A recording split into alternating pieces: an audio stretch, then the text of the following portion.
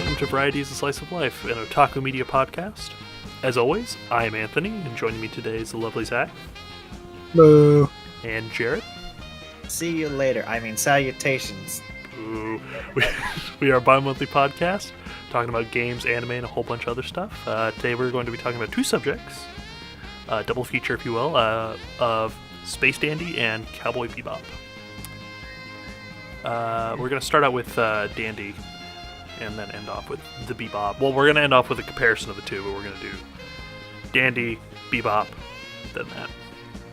You should probably explain why we're doing a double feature for specifically Space Dandy and Bebop. Well, why don't you explain it to us then? Well, both series, share a lot of similarities. One of the main things being that they are both written by the same person. That being, I have to pull up the name. Written and directed, though his direction on Dandy was more of an overall director rather than an episode director. Yeah. Might for Bebop, but I don't know. Who was it? It was something Watanabe, right? I'm not crazy. Ichiro Watanabe. Yeah. But Yeah. so they're directed or written and all that by the same guy. Dandy has episode director, which changes the style of each episode, but they take place in very similar universes where the currency is the exact same and job occupation is very similar as well. They're both bounty hunters, but they just go after different things. And it also seems like his scaling on how much like a Wulong is worth seems to be pretty similar. But the scaling of the Wulongs actually seems pretty close to each other, because in Bebop, I mean, the first bounty that they had was like 2.5 million Wulong. He says that's chump change, but I mean, it still sounds like it would get him quite far with all the other prices of things that are shown later on. Yeah. I mean, I imagine a lot of that money goes into repairing the Bebop. Yeah. Good old hunk of junk. Yeah, let's start out with the ever so lovely Space Dandy. If someone would like to give us a summary, wink wink, no judge. Space Dandy. He's a dandy guy in space. He combs the galaxy like his pompadour on the hunt for aliens. Planet after planet he searches, discovering bizarre new creatures, both friendly and not. These are the spectacular adventures of Space Dandy and his brave space crew in space. Yes, Space Dandy is a lovely, charismatic man. I was Zach's been trying to get me to watch this for a while, and I finally did, and I'm very glad that I did. Same. Well, I also to preface this episode in general is that Jarrett and Anthony had never seen Dandy, but really like Cowboy Bebop, and I, the exact opposite. Ironically, being the guy who watches like the most, like probably more anime than everybody I know combined, I have never watched Bebop because I've never had much of an interest in it. But we both kind of traded off watching animes for this episode. And it's funny because this is coming off the heels of the Korra Bantora thing, so this is kind of a weird trend that we have going on right now. Yeah. But this one was a lot more pleasant, I have to say. Yeah, this one was a lot more friendly terms. Yeah. Bebop was a trip. I'm not gonna lie. I was not expecting it to be as weird as it turned out to be. Sorry, Dandy. Did I say Bebop? Yeah. Yeah, sorry. Yeah. Dandy was a lot more of a trip than I thought it was originally going to be. It became very... first of all, I didn't know it was episodical, because both shows are episodical, but Bebop is more linear story, versus like Dandy, they will straight up die in certain episodes. Yeah.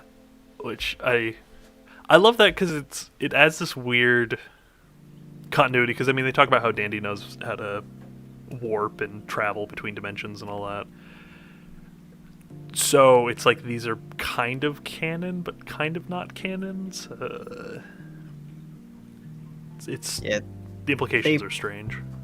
yeah. They play with a lot of theories where Bebop just was more straight laced.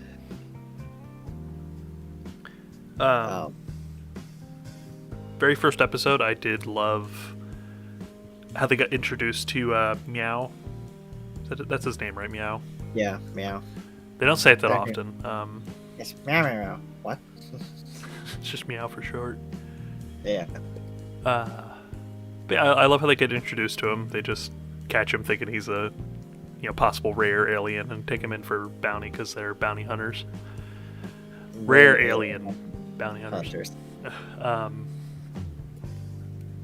Yeah, it's kind of weird that he uses a fishing rod for that, though, because he doesn't really use it that often, unless he's actually going fishing. Oh, yeah, that's right. The fishing rod was in the first episode. Yeah, because the only reason why I remember that so clear is because he destroys the restaurant with it, and it's just a very strange... Sorry, the restaurant. Boobies. Yeah. Movies. Boobies is the best fucking title and concept for Space Hooters. Yeah, it's just the restaurant itself is just like like a weird like pill shaped like boob thing. Yeah. Well, that's the logo. It has a koala on it. Yeah, the bees are like koalas for some reason. I can't tell. So, Dandy's like galaxy wide, more or less. Like he travels to different. Well, I should say universe wide. He travels to different like galaxies and planets and whatnot. But he always goes to the same boobies. His favorite boobies. Well, I mean, we have seen that he has visited every boobies in existence, but I assume that one's probably his favorite, mostly because he probably likes honey the most. Yeah. I really like that Dandy is not picky. Like I like that Dandy will like go after women that are not conventionally attractive to like people. Like when like that weird butt monster lady. I don't know how to describe her. You know what I'm talking about? Her head was like the shape of a butt. Oh yeah. You started. It's like that turns you on. And his ex-girlfriend being a fourth dimensional being. Yeah. I love that. I love that Dandy doesn't. I don't want to say he doesn't have standards because he does, but like his standards are so vast and like race is not a factor in that. Yeah, Danny's just weirdly progressive for being a guy who's just obsessed with booty.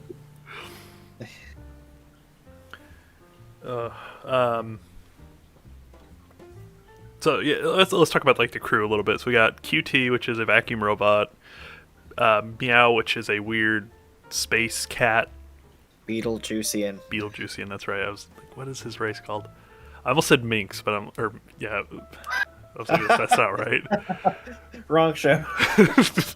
And then the ever so lovely Space Dandy. Then you have his like a few love interests where you have I forget her name, the redheaded lady. Scarlet. Oh yeah, Scarlet. And then Honey.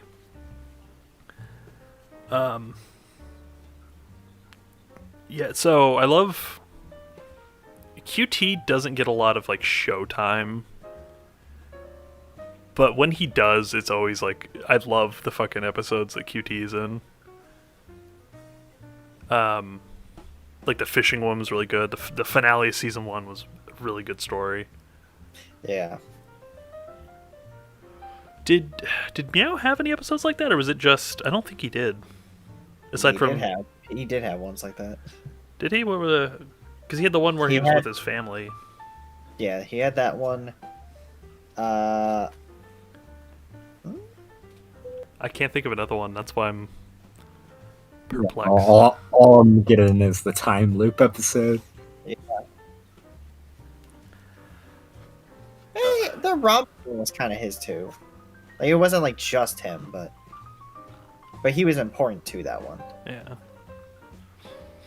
So that was episode 2, I believe.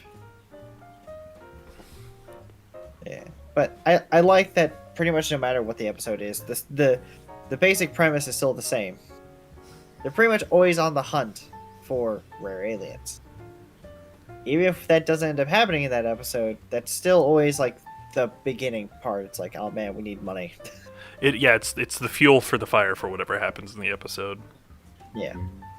Yeah, I just love Dandy's like story because they set up this like whole complicated like space war between the Gogol Empire and the Jaiko Empire, but then like nothing's exemplified with its involvement in the story more than the shot where Dandy literally drives past a battle.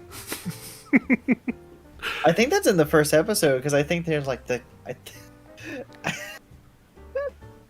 I think that's like in the first episode where the narrator is actually describing that. He's like, but that's unimportant. And it's just Dandy flying straight past it. Just, oh. Yeah, it only like, ever hey. pops up when like it's relevant to the direct plot. Yeah, I think the war gets brought up like 5 times throughout the season.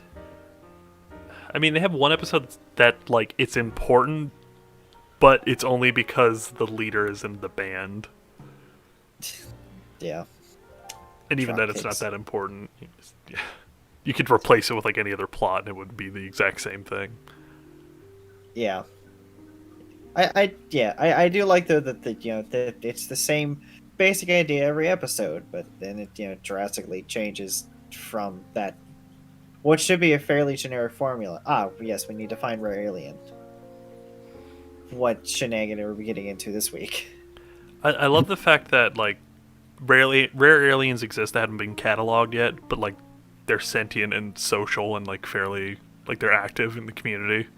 Yeah, or that they have been recorded before, but that they're still so rare that they need more apparently, and their prices are still very high, which I find interesting. Because that was the whole thing with oh god, what was episode 5? So, Companion is a merry wagon space baby. oh, I did have it right. Okay, because like because like Gentuans have been recorded, but for some reason they still needed this one because they still had a high bounty on them for some reason. I guess more information. So let's talk about episode 5 a little bit because that's a really good episode and it really exemplifies a lot of Dandy's like traits. Favorite episode. Yeah, it's probably mine as well. Easily top 5. Yeah. But I really loved the whole what was I saying? It really exemplifies his character and it shows how he's a very kind person on the inside despite him being in a way misogynistic. He does have a big heart and he does care for people and is a softie sometimes despite him desperately needing money. Yeah. Yeah, 'cause I love like even when Dandy's being a bit of a jerk, he like doesn't entirely mean it. When he says like some kind of like mean stuff to her, but he like does it for a reason. Her being a rare alien that Dandy got a tip of where it might be. Called a Gentuan? Yeah. The whole episode, really beautiful visuals, animation's clean, music is amazing. Yeah, that just whole a montage of like the the montage is great. yeah, like just the designs of everything on the train are so good. Oh yeah. It would have made such a good movie. Oh, yeah. Also, speaking of that, my computer background is still the picture of her looking out the window on the train. Nice. For those of you watching the visual podcast, it'll be up right now. Yeah. Oh man, and it was like such a good plot too. I mean, it was a very generic plot, but they did it very well because it was very like. It was very dandy. Yes, it was very dandy.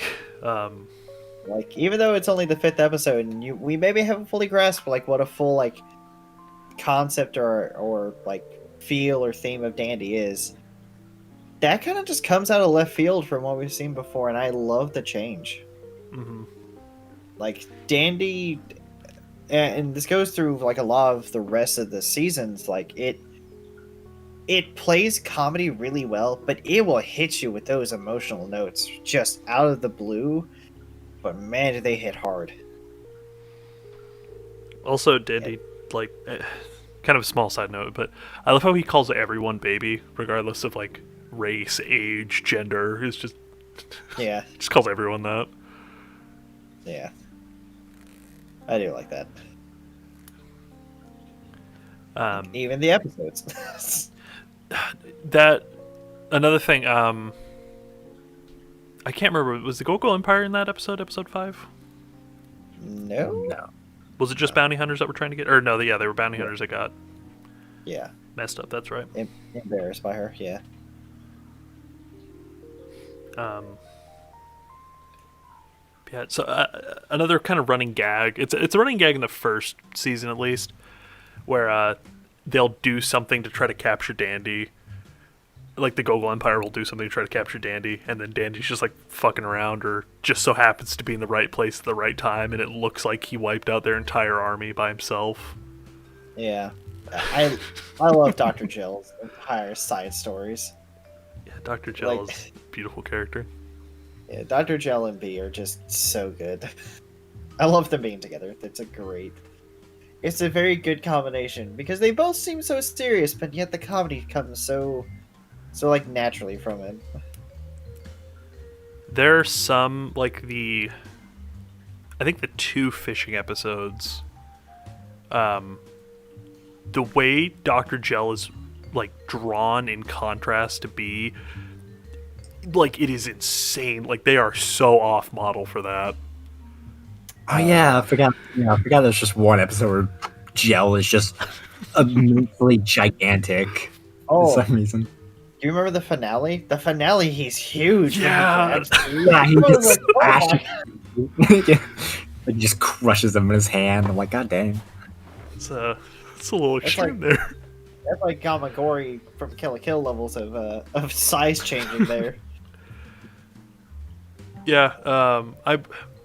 Why is his like? I don't remember if they explained this in the very first episode, but why is his ship just the Statue of Liberty?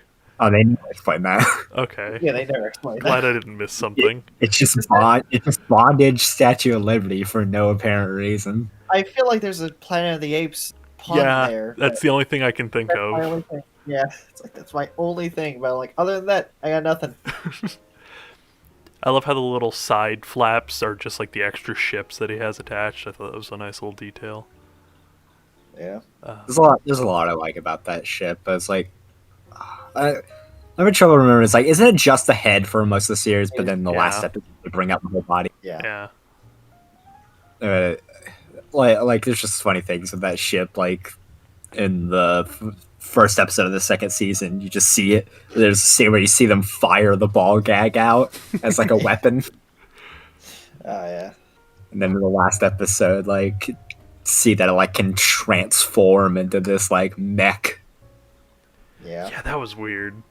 Yeah, Dr. Gel's like whole. I mean, and then the controls he has in his ship, where it's like a weird record scratching thing. Yeah. I like that they keep it in for the entire series too, but he only uses it like once. Unfortunately, it's also tied into the weapon somehow. My God, B, what have we done? Ah, don't worry. This entire sector is uninhabited. Are you sure about this? What was the boss's name again? Oh, Admiral Perry. Yeah, Admiral Perry.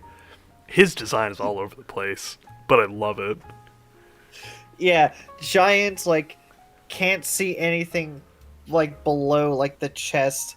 Flaming skull, planets orbiting around him. Basically has like a crown. star in his chest. Like this man's design is all over the place, and we never see anything below the chest. Yeah. I got very heavy Inferno cop vibes from him. I'm like, huh. Yeah, Japan really loves their like flaming skull head dudes, Ghost Rider motif. Yeah. Good way to get a villain across. Yeah, it works though. I mean, well, I don't know. It's like a weird. No, because that one is a villain, but some of them like anti-heroes and whatnot. They're never a good guy. Yeah. It's like, yes, in the lineup. Who's the villain? Probably the dude with the flaming skull head. Actually, he's the protagonist. Oh. So, Comedy. some more things that I love about the Dandy universe is that they don't like time is almost irrelevant for the entire story. They'll be like, oh, we got to be across the galaxy in like an hour, and they'll just be there. When in reality, space travel, even with like a warp drives and whatnot, that would still take a very long time to get from place to place. Yeah. And then the aliens are so well made and so diverse. Like, they all feel like actual aliens and strange monsters that you would probably see in space. Yeah. I like the ratio in Dandy. I like the very humans are prevalent, but they're not like all encompassing. They're not the majority, it feels like. They're just happen to be a lot of them, especially in certain places. But other than that, it's mostly aliens. Yeah. Boobies is where a majority of human women are, apparently. Yeah. Even then. Yeah. I love the shot of Dandy with the boobies waitresses, because there's just one that's like a swamp monster, Oh, like yeah. like balding and stuff, and she looks very like unattractive, but Dandy's just probably still into It's like, oh, hell yeah. booty though. Oh god, and then Danny's whole booty thing always gets me. Like, that's just how they start that's how they start the series. It's just Dandy talking about how great boobs are. Not boobs, how butts are. Yeah. I love how that's this whole thing, but he still likes boobs, too. He just prefers the booty. I love I love his like phrasing. I don't know if he does this in the first episode, but the way he phrases it in the last episode, where he's just like, it's like boob lovers are a bunch of knuckle dragging Neanderthals. I think he does. Yeah. Yeah. I think they just kind of do one for one with that. Does he say legs in the beginning, or is that just the ending bit? No, I think that's just the ending bit. I think he says butts in Okay. the first one. Because it was like, so it was, obviously very close, but I couldn't remember if it was Well, perfect. I still match remember or- that being jarring. I'm like, wait, legs? What? And then it ends. I'm like, Like, if he was talking about legs and he's like, and the things attached to him, I'd be like, okay, yeah, that sounds pretty dandy. But the fact that he stopped at legs, I was like, yeah. Very, Yeah, this- very interesting way to end the series off. Yeah. Yeah. Just semi-soft resetting the universe, but starting over with the same story, possibly. Yeah. They even said at the very, very end of the series, they're like, maybe continued. Yeah. Which I think is...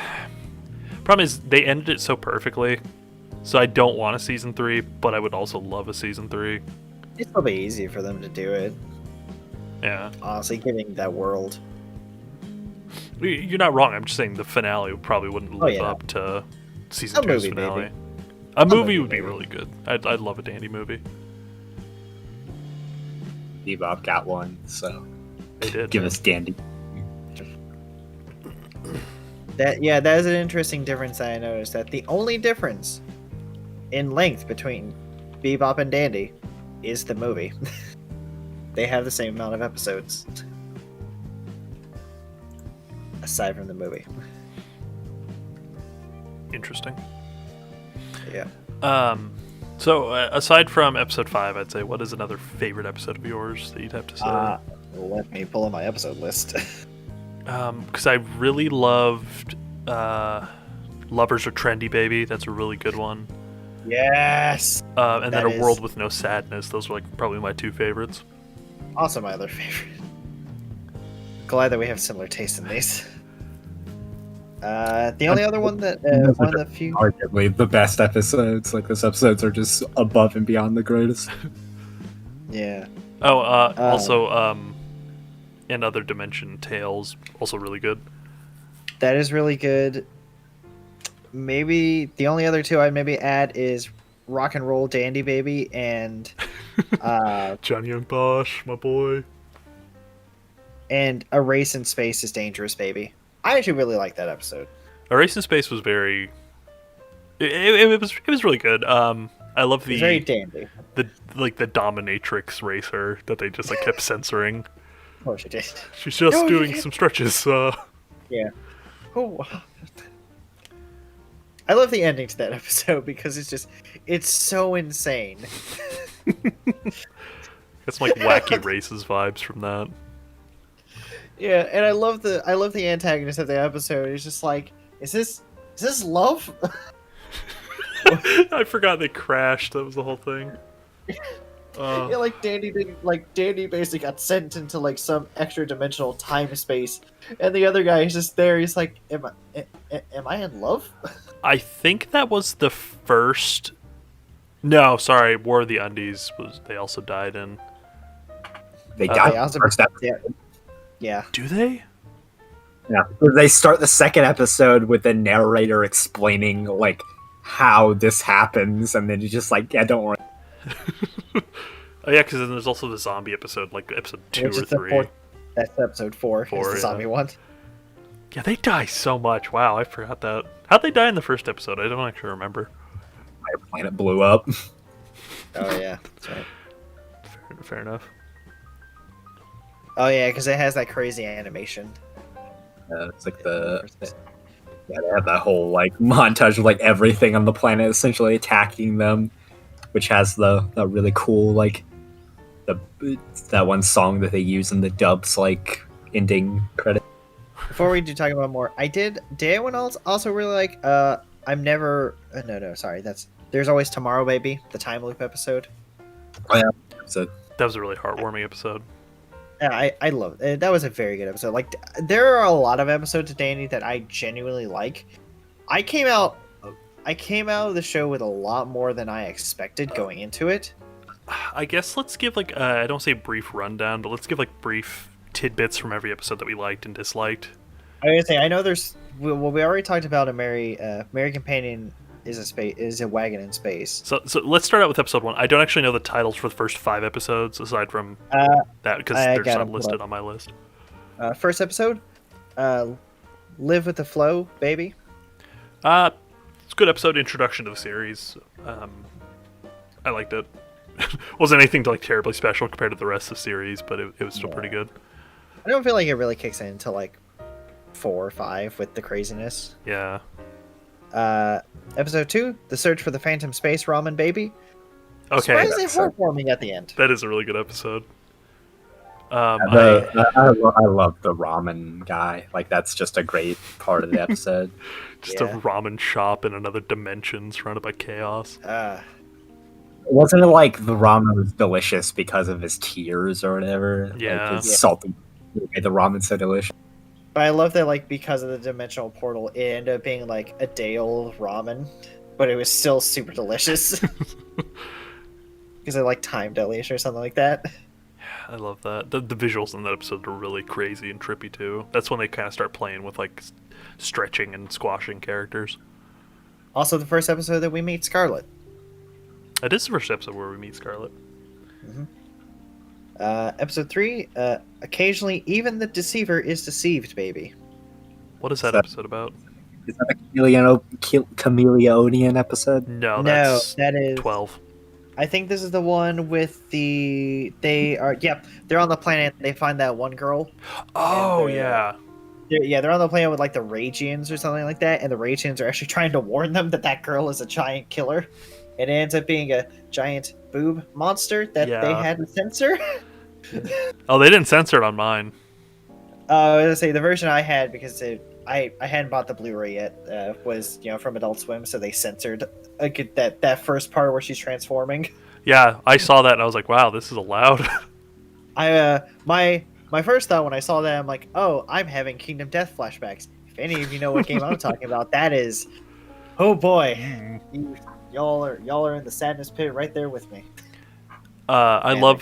loved how they introduced the fact that she was the monster. Like, you obviously had like little hints here and there, but when Dr. Gell's reading like the magazine of like top 10 animals you don't want to be killed by, and that one's number 1. It's just her picture, it's just a very well drawn, like almost like watercolor picture of her. I'm just like, oh, Good episode though, really funny. Episode 4. Sometimes you can't live. Sometimes you can't live with dying, baby. They all turn into zombies. That was very interesting. The entire universe gets turned into zombies. Yeah, I very. like- The horror Yeah. aspect of like the earlier half of that episode was really good. Yeah. What were you saying, Zach? That was really interesting that the universe just goes on, like everybody just adapts to it. It's like, all right, yeah. Yeah, they're all like really into Eat my horror yogurt. movies. Yeah, eating yogurt or raw meat. Yeah, but when they're in the hospital, the scene, like all the gore and stuff, is so, like really well done. I wasn't expecting that. Like Dandy tackles quite a lot of genres. Yeah. Oh yeah, like the mercenaries dying. I like later on that they have a zombie hunter because of people living off their insurance money because technically they're dead. that whole small plot, I loved. I'm like, wow. Yeah, no, I just got my life insurance policy paid out because, well, technically I'm dead, but I'm a zombie, so I can at least use it. I'm like, wow. And then of course the insurance company starts sending out assassins.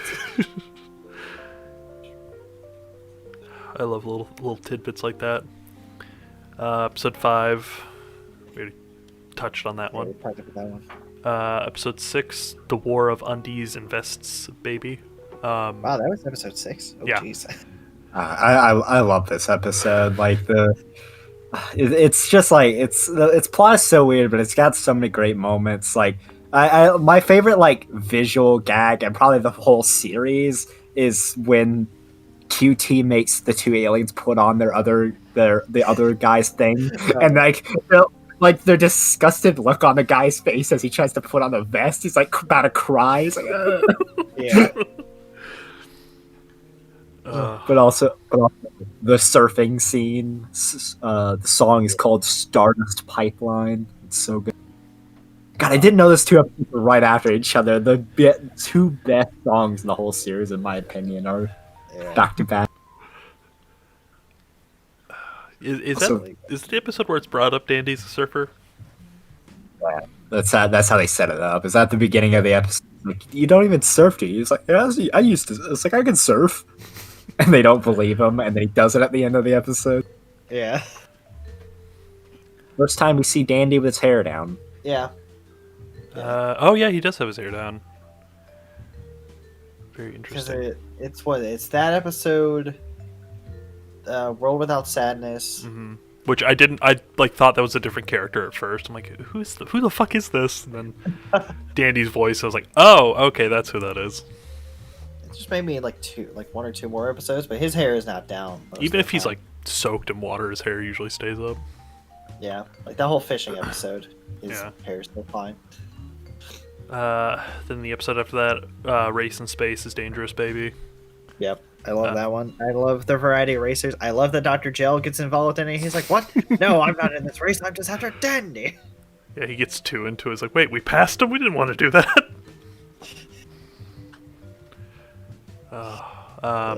Wait, is that racing episode? Is that when they bring in the little Ahoy? Yes, it is. Is that Yes, the it episode where that comes in? I'm fairly sure. Yeah. Huh.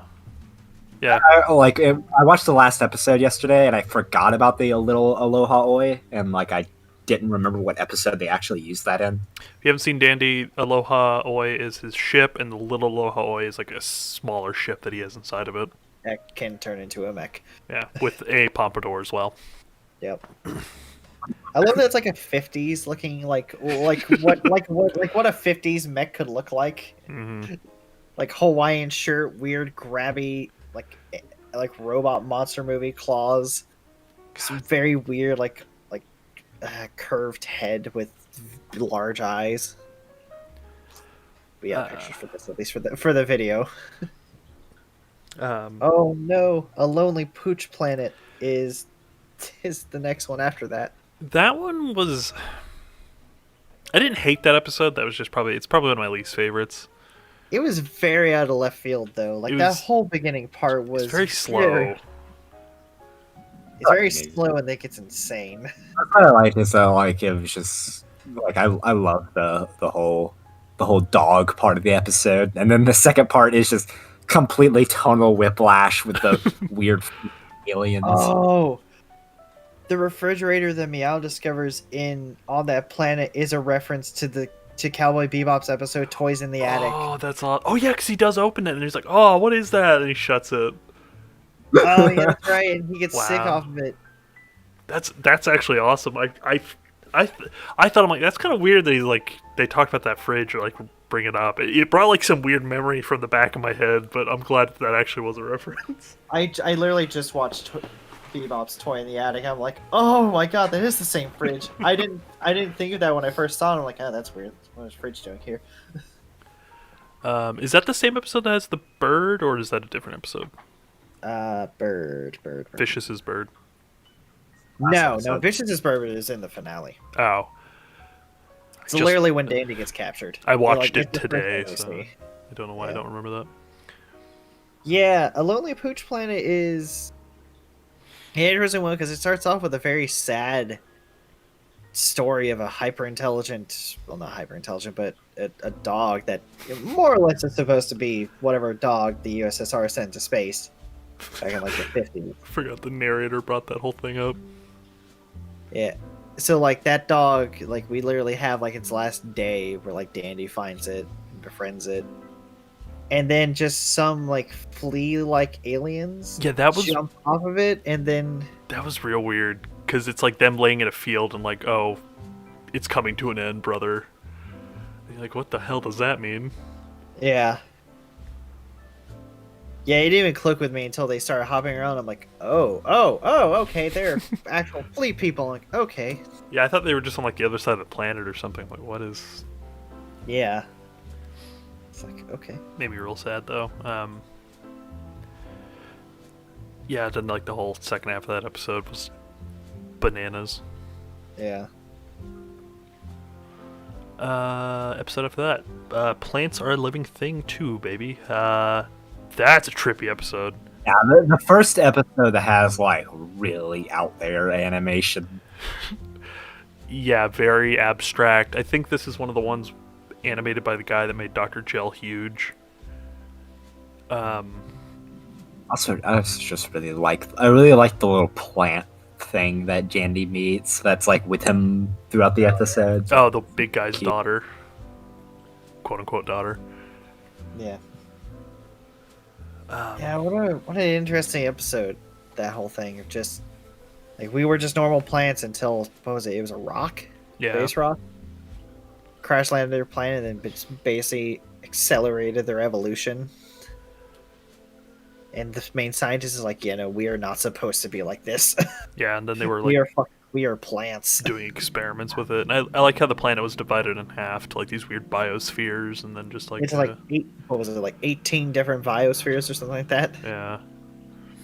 Just realized episode 5, this one, and then the fishing episode. It seems I just really like when they give Dandy like a kid sidekick. Yeah. It's so well with like Dandy's like immatureness and then like a childhood childlike innocence. Yeah, they do foil off each other extremely well. Then there's always tomorrow, baby. That's the Time repeat loop. episode.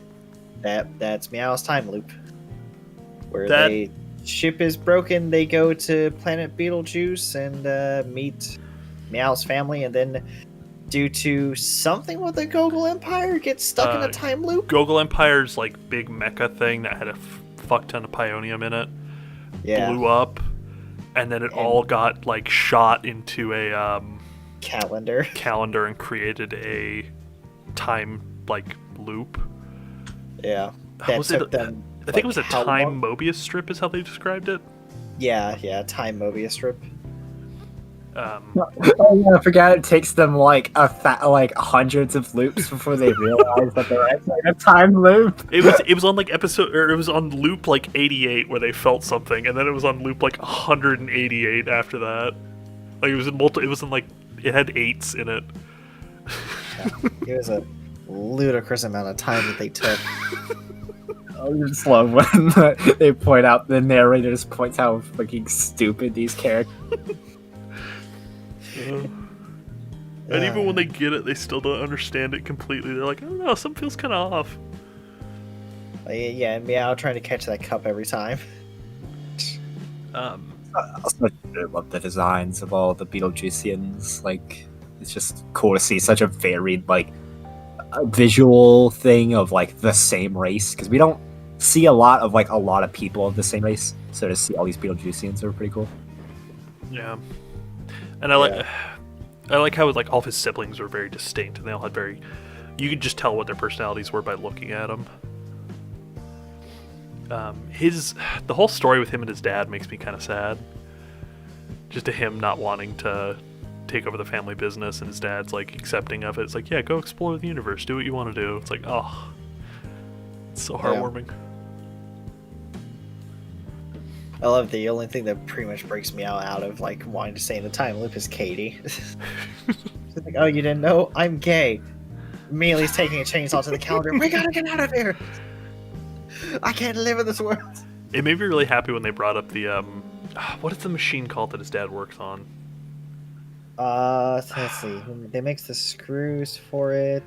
I mean, it's a metalworking machine. It's not necessarily just to make screws. Oh, the lathe. Oh yeah, lathe. I love that they had, it was like to scale, perfectly made, like model. Like they didn't add any weird alien stuff. It was just a regular lathe for some reason. Yeah. Love that.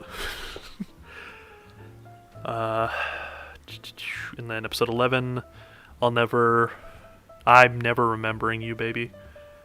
That's the book episode? Or is that, what episode is that? Yep, memory altering alien. Only find out they've been manipulated by rescuing and returning her to her home planet. Yep, that's the book episode. That's a weird episode, and it's also like mostly in grayscale, so visually it's a very interesting episode. Yeah, I like how the alien is just the. Oh God, what was the name of the book? It was The Idiot's Guide to Everything in the Galaxy, or something along the lines of that. And then I love how Dandy just draws boobies on the bookmark at some point. Or no, it was a ticket to the planet, that's right. Yeah, ticket to the planet, and then like that somehow ends up in Dr. Jill's hands. He's like, I finally finished the equation B. I know the secrets of the universe. No, it was a drone, and like he just so happened to be drawing on the screen when that was in shot. He's like, oh, it all makes sense. Oh yeah. And then they just transport all of his knowledge right to the book. Yeah. Poor Dr. Jill. So what's happening? The numbers B. They all make sense now. What do they mean? Episode 12, nobody knows the chameleon alien baby. That's the chameleon. Yeah. Chameleon. Trying to figure out which Dandy is the real Dandy. Also, my favorite. Also, one of my favorite things is that the Chameleonian was voiced by the narrator, and in the last episode, he directly references that fact. It was like I am. It's like when he's like talking to Dandy, he's like, you sound familiar. It's like, oh, it's because I'm the narrator. And I was also there as a Chameleonian one time. It's also the first episode where QT gets into fishing. Yeah. Because that oddly becomes relevant later. Yep.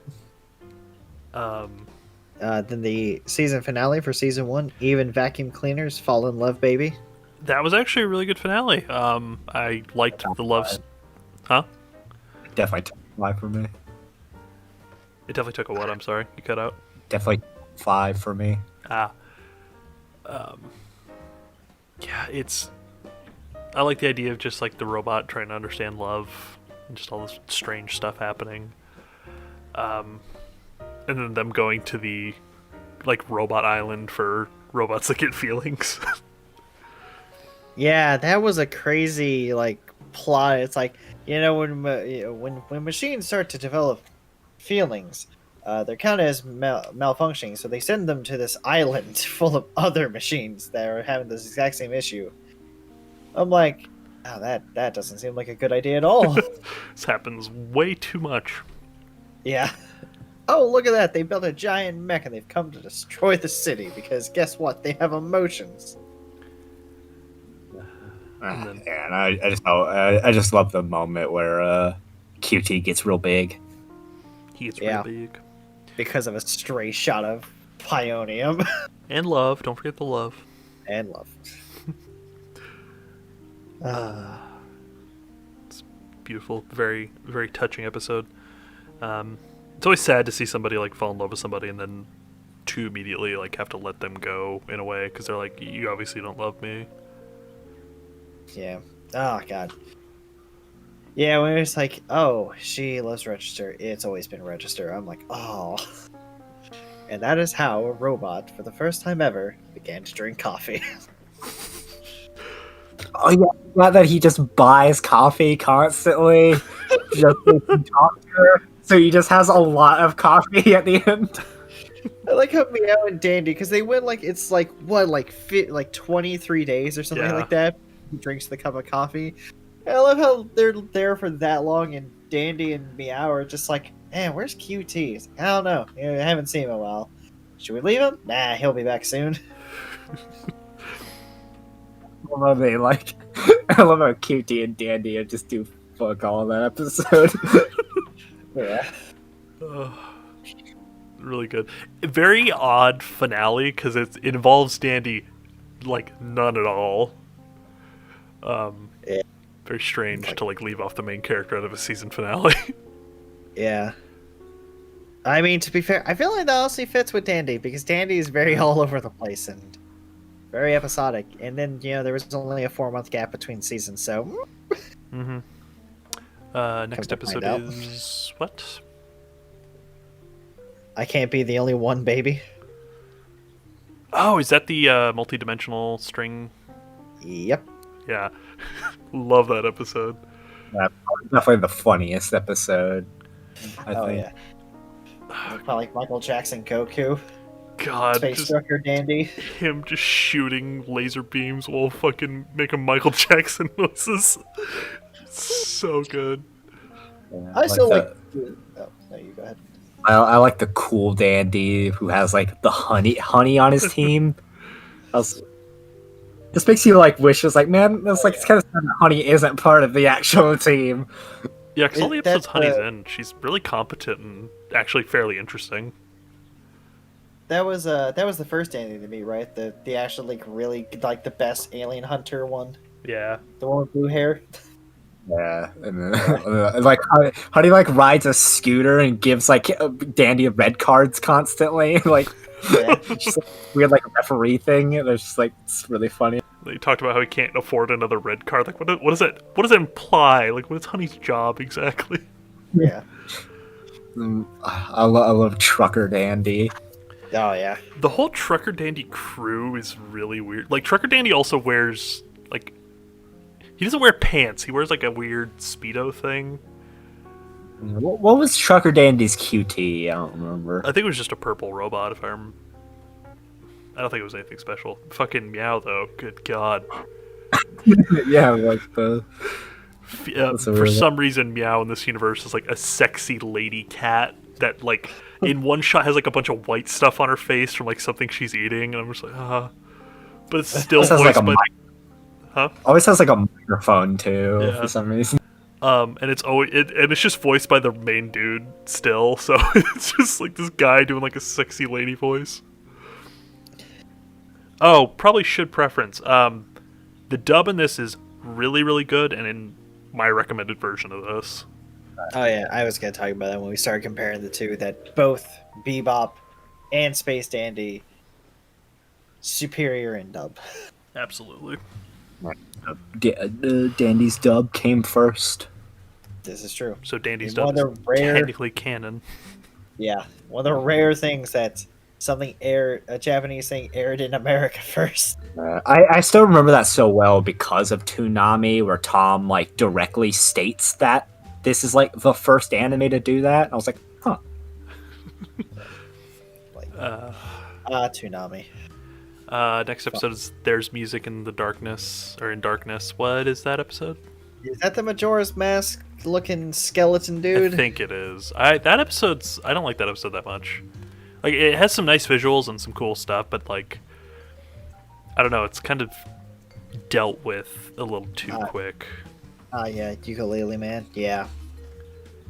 Um, Yeah, I got heavy Majora's Mask vibes from that character. I'm like, you're freaky. Yeah, I Though remember. the ending shot of that, where they're having to go through the time river or whatever it is. yeah. I don't remember anything about that episode except for like they turned it. It was like obsessed with Dandy because he wanted to like turn him into a statue to like get his smile or something. Yeah, To get his smile. Yeah. he could possess like bodies of statues he's made. Yeah, and he was really infatuated with Dandy's smile for some reason because he's like, now that's pure happiness. That's a smile worth living for. Also, I love Dandy's stupidity in this episode. That the only reason he goes is because he thinks that the ukulele man is a woman. Because Yeah. Yeah. Uh, Oh yeah, I forgot Dr. Jill's in this episode, and he ends up in the river of time, and he like thinks of like his mom, and then the whatever character that looks like his mom is like, "Get your hands off me, you ruffian!" He's like, "Wow, no, she calls him a pervert. yeah, you pervert!" It's like, "What?" That's great. Then we have Slow and Steady Yes. wins the race. Oh fuck! What is that episode about? So let's say, oh, that's the fish. That's the first fish. The first fish one. That is one of the ones that has another really trippy visuals, and it's not bad. It's just it's really weird. Also a Yeah. fish, voiced by Todd Habercorn. the visuals, yeah, the visuals like just the when Dandy's like head is just sticking out of the ground, but like the ground like moves over these like craters and stuff, so it's like head's still like above the craters. It looks really weird. Yeah. Yeah. I love the names of the planets though. It's like Planet Pushy Boyfriend. Yeah. Yeah, that would. Fishing is boyfriend and planet girlfriend. fishing has oddly a lot of like symbolism in the show, and it might just be like Dandy's romance with being such a masculine man, despite him never like openly being that way. It's like he's so comfortable in himself and in the things that he loves and enjoys that it's just him being like the truest man. Well, it's weird. It's like this one isn't even a fishing episode. It just involves a fish. You're not wrong. It happens to be because this is the one with the teleportation flashlight thing. Yeah. Which it just uses like regular batteries. Yeah. Of, just look like at the end, like the fish like kills himself or whatever. Like he goes with like the planet explodes and he goes with it, and then at the end they just eat him.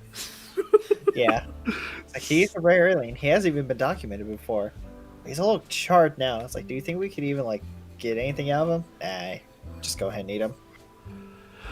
Then we have episode 4. Transfer student is Dandy. Yeah, the High School Musical. God, that episode was insane. Oh, that's all. So, Oh, man. did you guys listen to the Japanese versions of songs? I one. listened. No, I only listened to the Japanese version of Lonely Nights. Because I almost want to rewatch that episode in Japanese because some of the lyrics were very awkward and I couldn't tell if that's just translation. It's not that great. The dub is better than even the singing, in my opinion. Yeah, Dandy's songs are on point though. Yeah. Interesting concept of Dandy having to go back to high school, except this high school is for like the musically inclined and gifted to find a rare alien that he definitely does not freaking remember by the end of the episode. Yeah, I love how they just forget that entire plot. They're like, "Were we doing something?" No, I love that. It's one of the things I love about most of the Dandy episodes. Even when he has a very clear lead on alien, he doesn't get it in the end. Episode 5, he lets the girl go. This episode, he completely forgets about that alien, and they even mentioned, I feel like we're forgetting something. If it wasn't that important, then. Also, I love the alien designs in this episode because it's got like some unique ones. Like it's got like the weird ET guy. He's like a jock, and then they just have Slimer in the episode. Yeah, I forgot about Slimer. Yeah, that was real weird.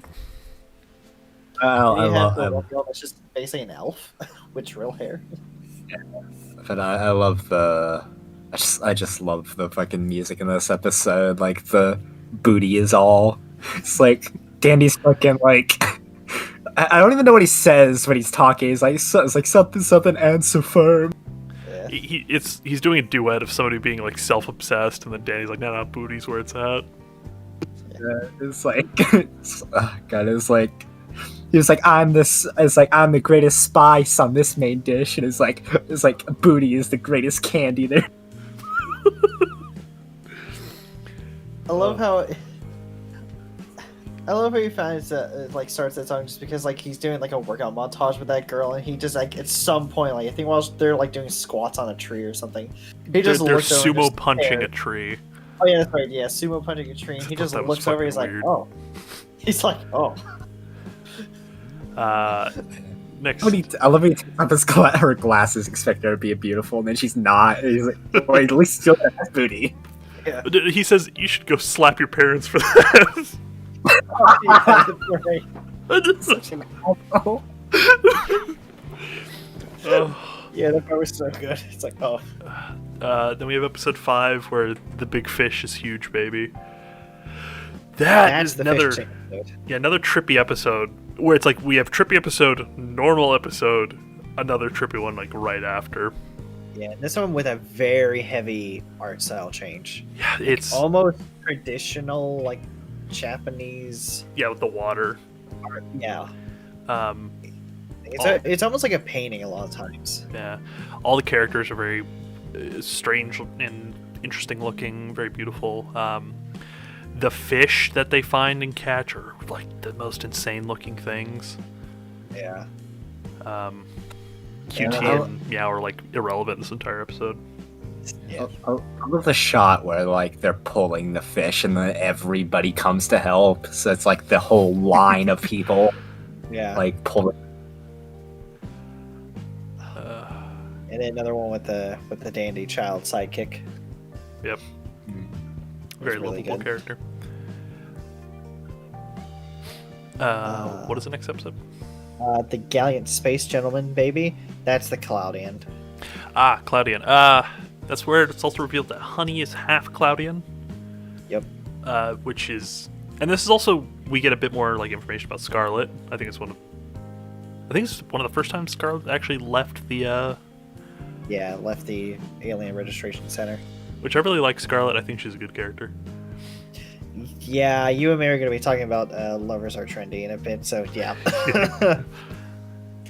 And the fucking friend she goes with is just a giant woman. Yeah.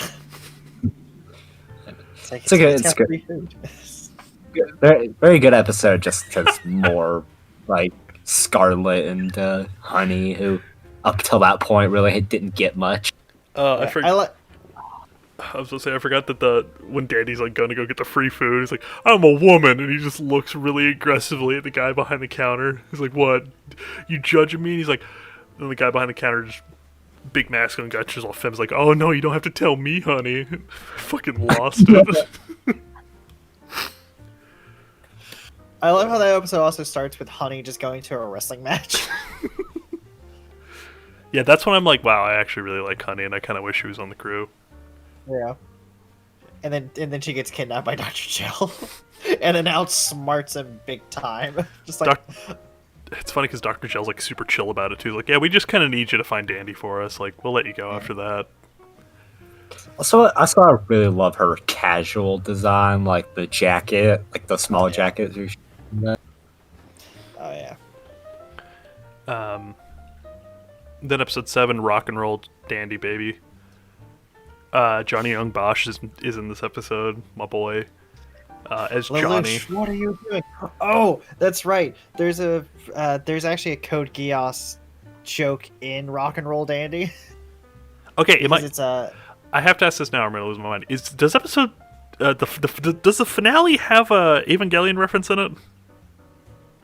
I haven't seen Evangelion, so I couldn't tell you if it does offhand. But If I knew what exactly thing you were talking about, when he's chained up to like the wall, is the thing he's on? Is that an Evangelion reference? maybe. I've seen that before. before. I've seen that before, but I don't remember if that's what it is. Anyways. They don't mention it in like on the wiki, but there's like I almost said Lelouch, but Johnny is eating food, and this is after he's had French fries, and the waiter is like, "This is the finest meal from Bretonia, sir." Bretonia is the name of the country that Lelouch ends up taking over and running. That's like basically the empire that takes over Japan in Code Geass. I'm like, oh well, that's fitting. That of course, same guy who voices Lelouch is having to deal with it. Also, Go ahead. I was just watching like when I watched the last episode, Johnny's in that as well, and like Johnny Youngbosh also voices Yu Narukami from Persona 4, and it's the exact same voice. So I was just imagining that character all the time. It's like that's just fucking you. Yeah, he does the same thing with Ichigo, where he just doesn't change his voice, so it's very jarring to hear him in something different because he has such a distinct voice. Yeah. That's also like they bring up how Meow is playing Galaga at some point, and that was one of the few times where I'm like, they just straight up say the name of certain things. Like, go ahead and like wiki it. They talk about Twitter a lot. Unfortunately, they did do the Google Street View. Yeah, go ahead. Google We'll just Google it. I'm like, oh my god. Yeah. Is that how the Empire gets all its money? That's where they get all the funding from. But that episode, I love "Lonely Nights," the song that the Dropkicks do. Mm-hmm. Yeah, and I like how they played it for the title sequence as well. Yeah. Ian is fucking bomb as hell at singing. Like, he's so good. Lady, it's really good. I recommend going and finding it because the dub is much better than the sub. It'll be in the description. Especially for the singing. And then Zach pointed this out that the guitar riff is very much like the Police's "Message in a Bottle," and that is very strange to me. But it is like note for note the exact same guitar riff, which is strange because that song plays at my work, and I'm just like, now I can't stop hearing it. I'm like, okay, this is a bit much. Not what I was expecting. There's the part where Johnny starts shaking his ass at the audience, and I was like, this is kind of weird. Oh yeah, and then Andy just steps on it. Just oh man. Then we have A World with No Sadness, Baby. Oh boy, an episode that gave me an existential crisis. I loved it though. I actually looked this episode up because I swore to God that the guy that made Area of Proxy made this episode. Like, I was like, did he fucking guest direct this episode? Like, dear God, it's got some weird beat for beat shit. Like the weird existential dread, the giant like behemoth monster man that's like super chill and got like the weird claw hands and strange eyes. The like godlike little girl, the theme of death and like moving on and all this other stuff. Like, I was like, wow, this is really weird. There's a Cowboy Bebop reference in that one too. There's a scene in which Ferdinand is sitting in a broken stained glass window. This is likely a reference to episode 5, Ballad of Fallen Angels, where Spike falls through a window of a similar appearance. Oh, you're right. Yeah, there's a bit more Bebop references in this than even I noticed on my first watching, because all I ever caught was Vicious's bird. In the finale. They're very subtle too. Yeah. Yeah, I have to say though, World Without Sadness, Baby. Couple things that really caught me. The entire like, the character designs, just the atmosphere of the world, and the music. Mm-hmm. The lewdness of Limbo. Like, so good. Such a good scene. Like, that fucking riff that she does is amazing.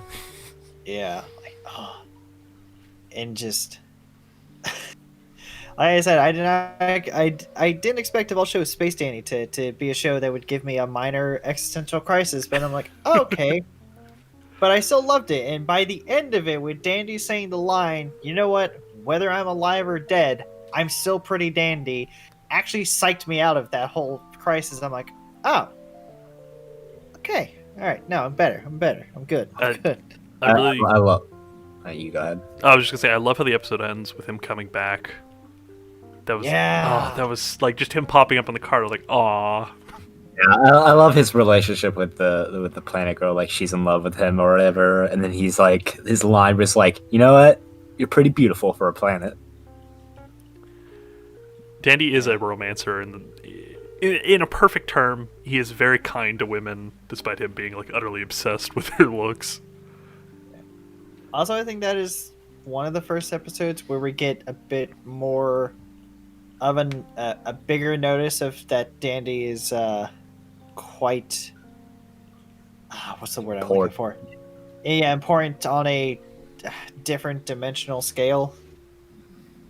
Because even the planet is like, you yeah, no, I can't really do anything for you, but I can send you pretty easily to like a different time where maybe you haven't died. I'm like, huh, interesting. Because there's that scene where like before she teleports him or like sends him off, that like there's like just a crap ton of dandies just floating around like a center one, Yeah. and like kind of like a haze. I'm like, oh, all right, then that's a bit telling.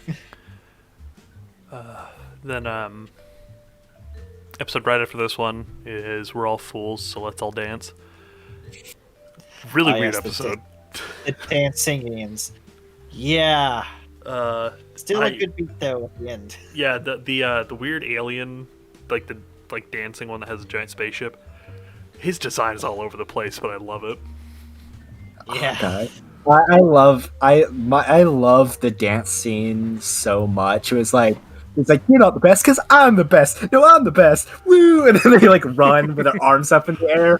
Yeah. Oh, it's so good. Like the shot where they're like, where they're back to back and they're all like sweaty while they're like moving their arms. Yeah, the synchronized dancing was great. I love the. Oh yeah, and I love how the dance scenes just end up being some kind of lichen on the planet that would. Did it basically, like, what did it, like destroy the planet pretty much? It destroyed like everything in the neighboring area. Oh yeah, that's I think right. it made Also like a that. black hole or something.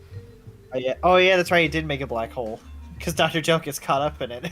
Poor Dr. Jill. He's always getting caught up in this dumb shit. He's like, well, at least we'll get to see the inside of a black hole. Also, that alien's name was Javolta. And it doesn't look anything like John Travolta, No, like, at all. It's so weird. Next episode is Lovers Are Trendy. That is... That is like, I don't know if it's my number one, but it is like top two easily. Like it's like, yeah, we really see more of Scarlet in this episode, and it's really well done. this is probably like one like World with No Sadness hit me one way. This is still the first episode that I think I was legitimately sad at the end.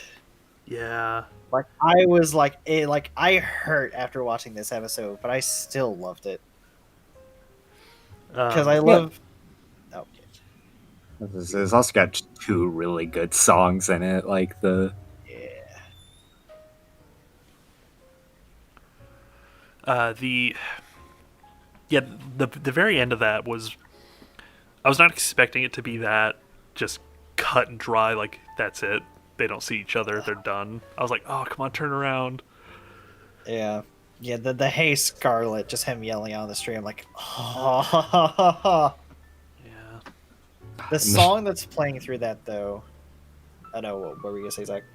Just in the shot where she writes his name and like condensation on the table. It's like, oh, Yeah. It's just, it's so well made.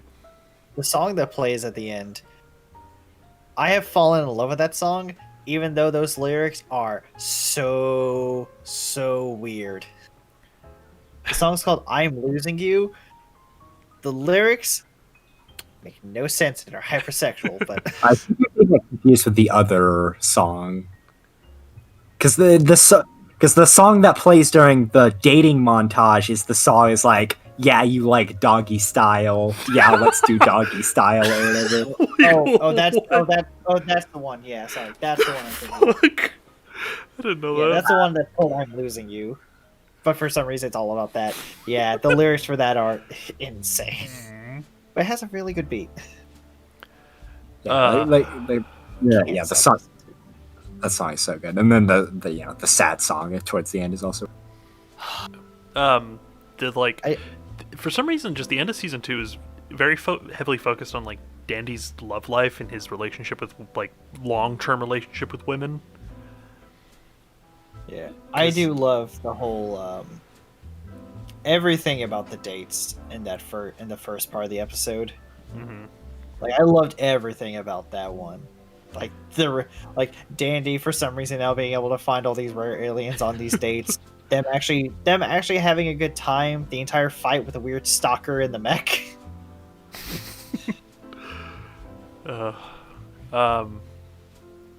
Then we have another one of Dandy's relationships with another dimensional tale.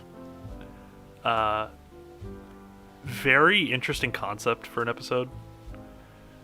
Yeah, And this even There's a- heavily more implies that Dandy is way more important than like anybody else. Oh, this is right before the like finale too, so yeah, this is like perfect time to drop this. Where like he knows the secret of warping, and he's been in a relationship with a fourth dimensional creature that like nobody has seen.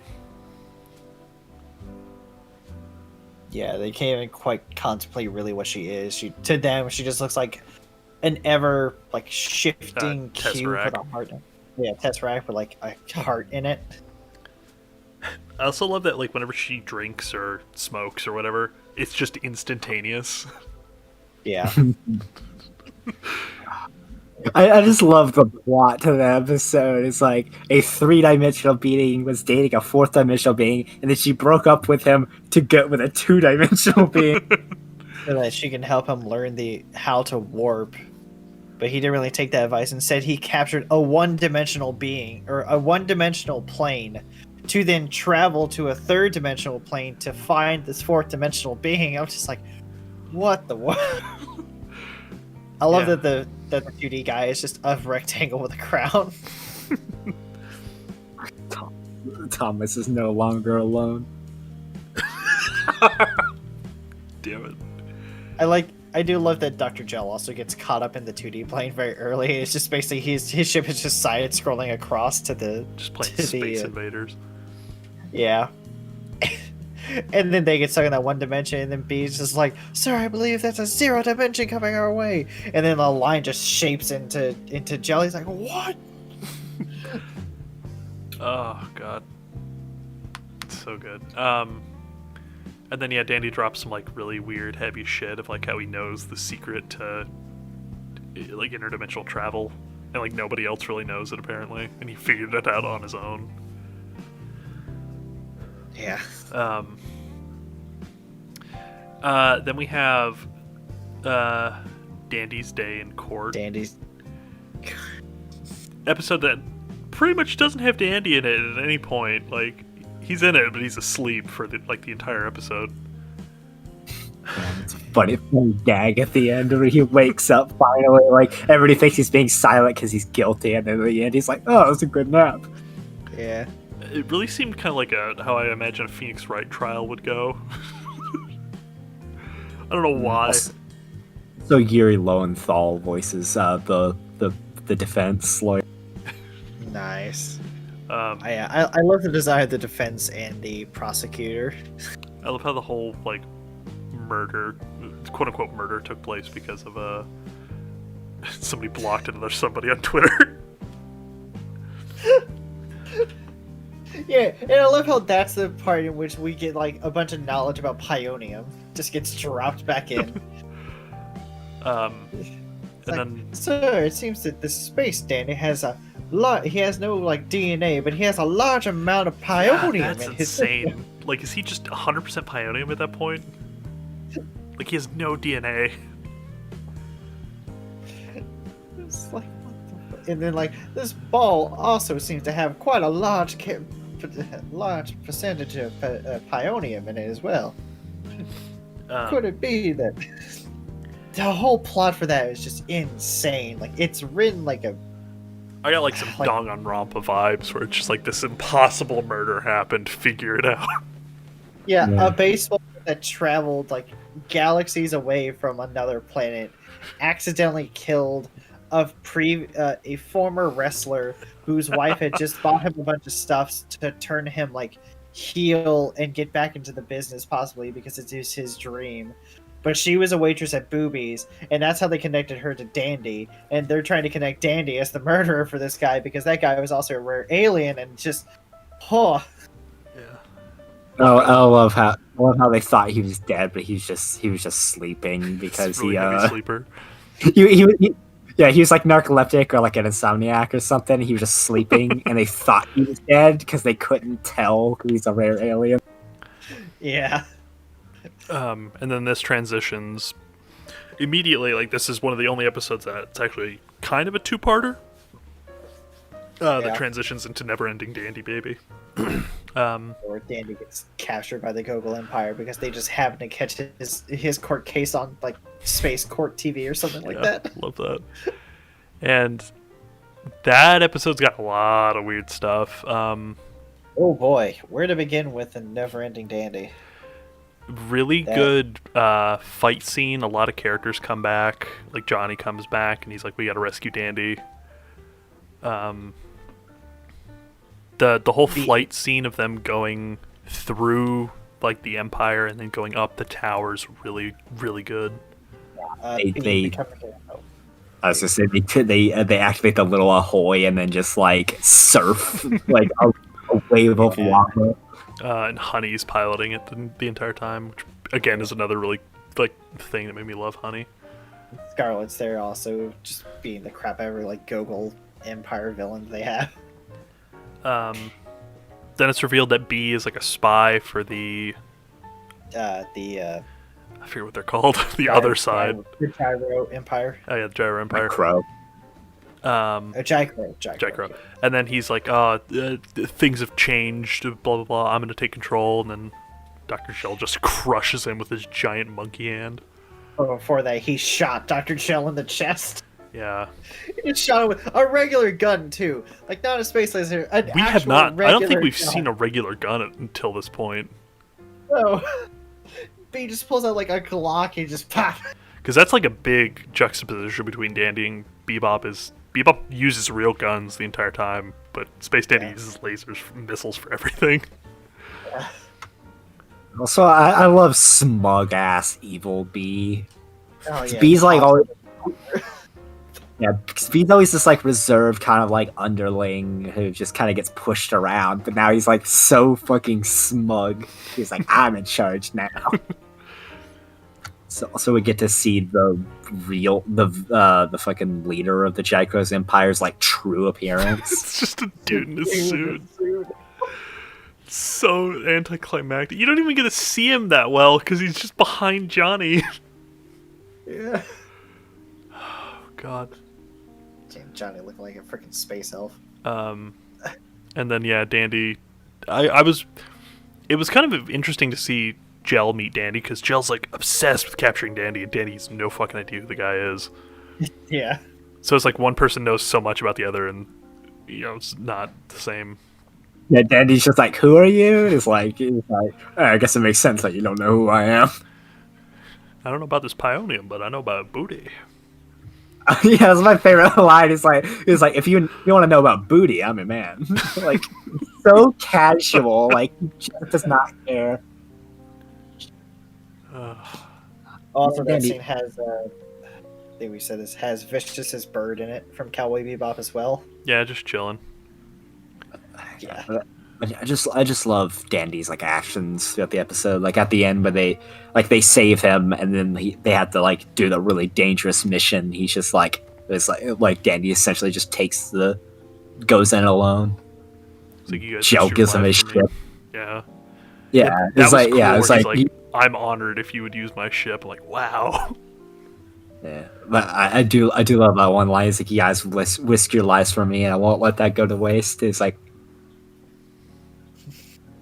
the climax where he's about to the ship's about to like blow up or whatever. And then he sees on the intercom Honey's whale tail. It was Scarlet. And then he just like was Honey. Was that? Oh.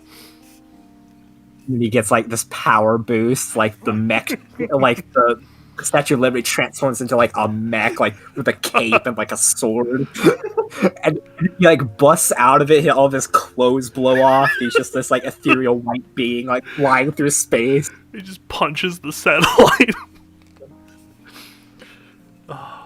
Honestly, a truly fitting ending to this entire series. Also might add something that I noticed rewatching the last episode is that Pionium looks like a boob, and pi is the second half of the word opie. It's not spelled the same, but I was like, I think that's the joke they're going for at least. That's awesome. Oh man. It's like a boob particle.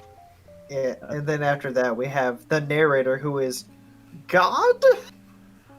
Yeah. Explain to Danny that like, yes, I need a successor, or else the cosmos will be destroyed. And Danny's just like, this God thing. I don't have a body anymore, do I? He's like, no. Yeah, I'm not into it. How will I get to feel beautiful booties then? Yeah, no, I'm out. What, Dandy? No, you can't. That all the cosmos will be destroyed. He's like, yeah, no. Yeah, then he just kicks the god chair and then universe resets. Yeah. So weird. And then it pretty much mirrors the very first scene of the show again, but Dandy's like, are you still you? And QT's like, yeah. What? Yeah. And now he's obsessed with legs. But, overall, Dandy is a very good show. Very well written, very interesting, very well done episodical thing.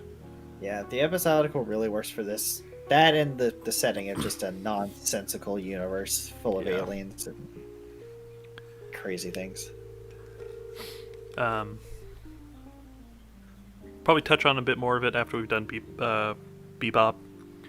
But I want to talk about the opening and ending, but like I want to compare. I want to do that when we get to when we do the comparison side by side with Bebop, so we can compare like the opening. Sounds good. Yeah. Cowboy Bebop. So yeah, let's transition over to Bebop. Yeah, Cowboy Bebop, a anime classic without a doubt. About a bounty hunter trying to get some Wulong. His ragtag team of a dog, a girl, another girl, a former space cop. I always forget Ed is a girl. Yeah, it is a girl. Yeah, canonically, I believe. Yeah. Ed kind of has the same vibes as what is sword demon from Soul Eater? Child. You know what I'm talking about? It's the child of the witch from Soul Eater that has a sword in his blood. Nope.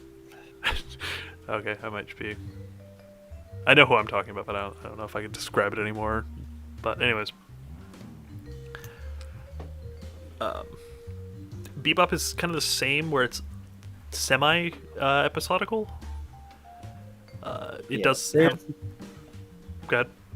I would say there's a bit more linearness to the episodes. Is definitely not like Dandy, where it's all over the place. It's like it's not like one beat after another, but like if something happens and that has happened, there's no like just forgetting about that thing that happened.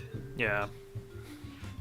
It's like every episode is its own contained story, but it does add to the greaterness of the overall plot, which is a very complex and interesting narrative about self-destruction and, trying to forget and remember your past.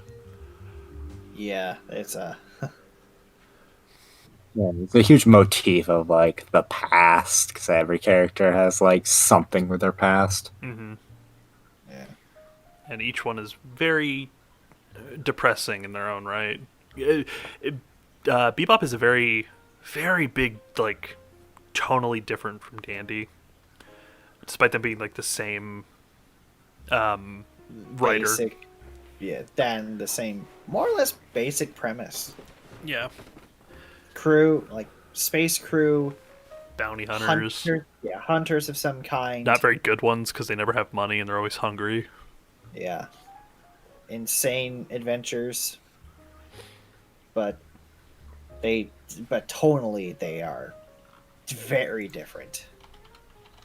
Like Bebop sits very much more in a science fiction based on reality, and Dandy is more of a sci-fi based on like very wild like fantasy almost. Another anime where I'd recommend the dub more than anything. Oh yeah, no, there's hands down dub just better. I dare you to find anyone that talks better than Steve Bloom as Spike. Yeah. Also, I like I don't remember her name, but the voice actress of Faye Valentine also does like Haruhi and stuff. Oh my god, she does. Wow. Yeah. She's also in Danganronpa V3. Fun fact. Oh. That being Wendy Lee for the English. I like her. It's so because it's quite older. It's 1998, so it's 21, 22 years old at this point. Yeah. Where Um, Dandy came out in 2014. yeah, and it's typically dubbed voice acting from older shows are usually pretty garbage. But this one's like on point. Everyone's characters fit perfectly. Jet's voice is probably my favorite out of everybody's. Yeah, Jet's voice is also very good. Who did his voice? Oh man, I forget his name. He was in. I'm pulling it up It's a right really prominent actor. I don't remember his name though. now. Bo Billingsley?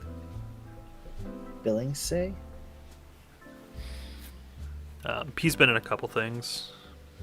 Wait, fun thing is I think it was episode 22, the episode with Andy. Andy's voiced by the same voice actor as Cosmo. I didn't know that. Yeah. Oh, okay then. That's kind of weird. Huh. Like Cosmo from Fairly Odd Parents, right? Yeah.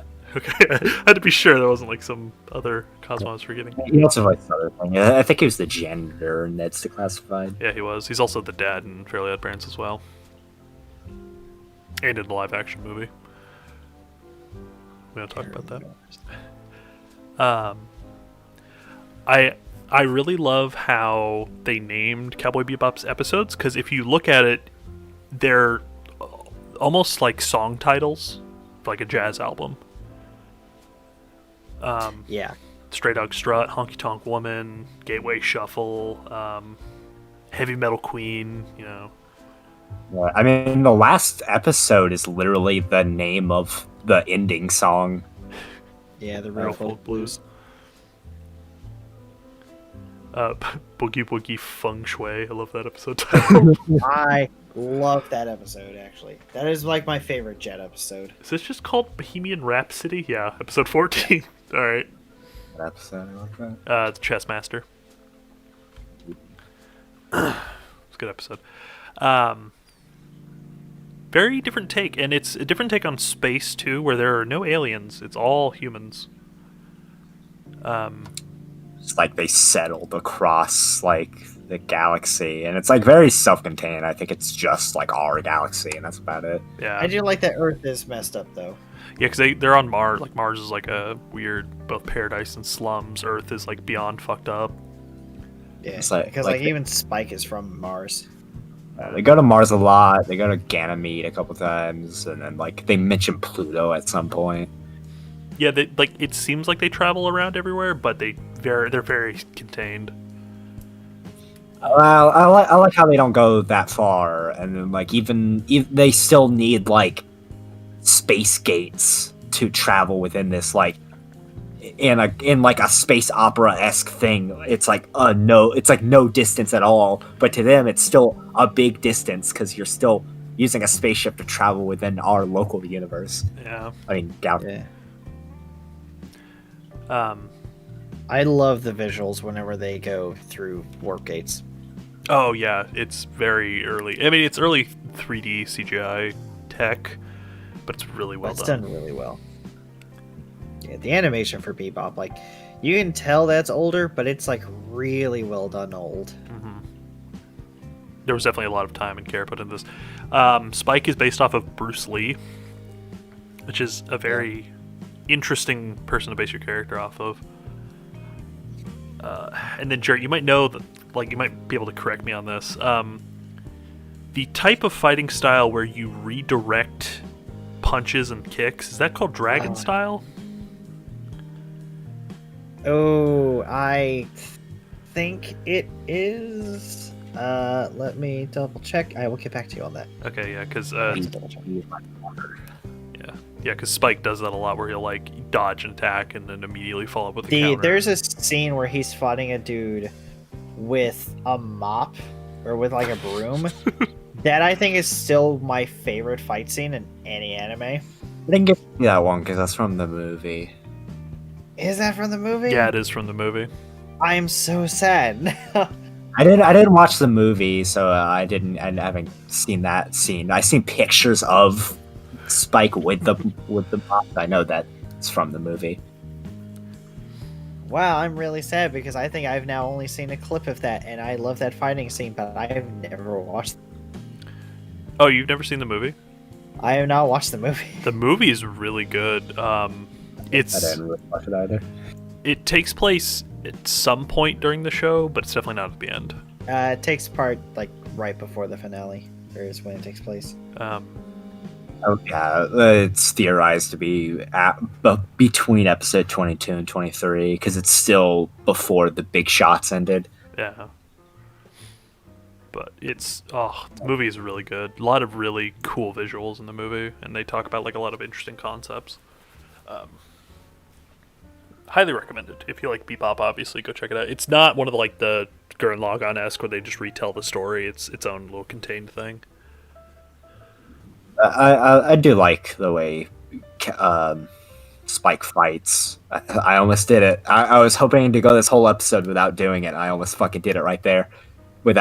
I'm trying so hard not to call Spike Bebop because I do that all the time. I feel like what messes me up with that is that it's Space Dandy and then Cowboy Bebop.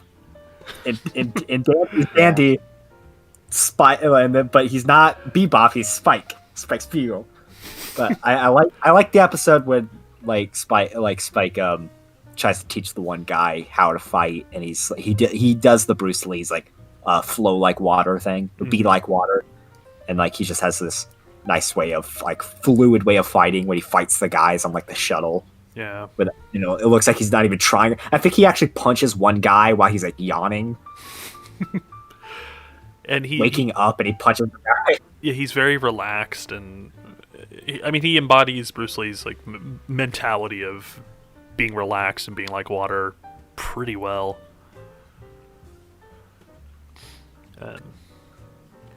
Yeah, just as Spike as a character, when I always hear his voice and stuff, I always thought he was it's kind of this super kind of serious masculine guy, but in the first couple episodes they really show him as being this kind of silly guy, and he's very lanky too.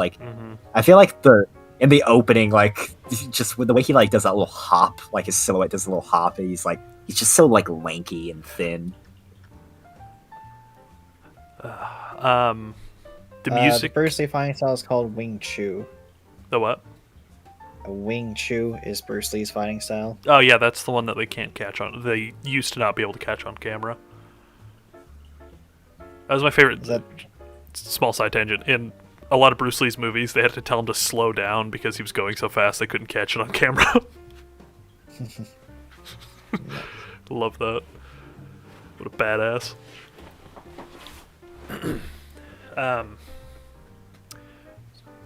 So it's really weird because in Dandy, every episode is its own interesting story, and the characters, they're not two-dimensional, but there's not a whole lot of depth to each one of them.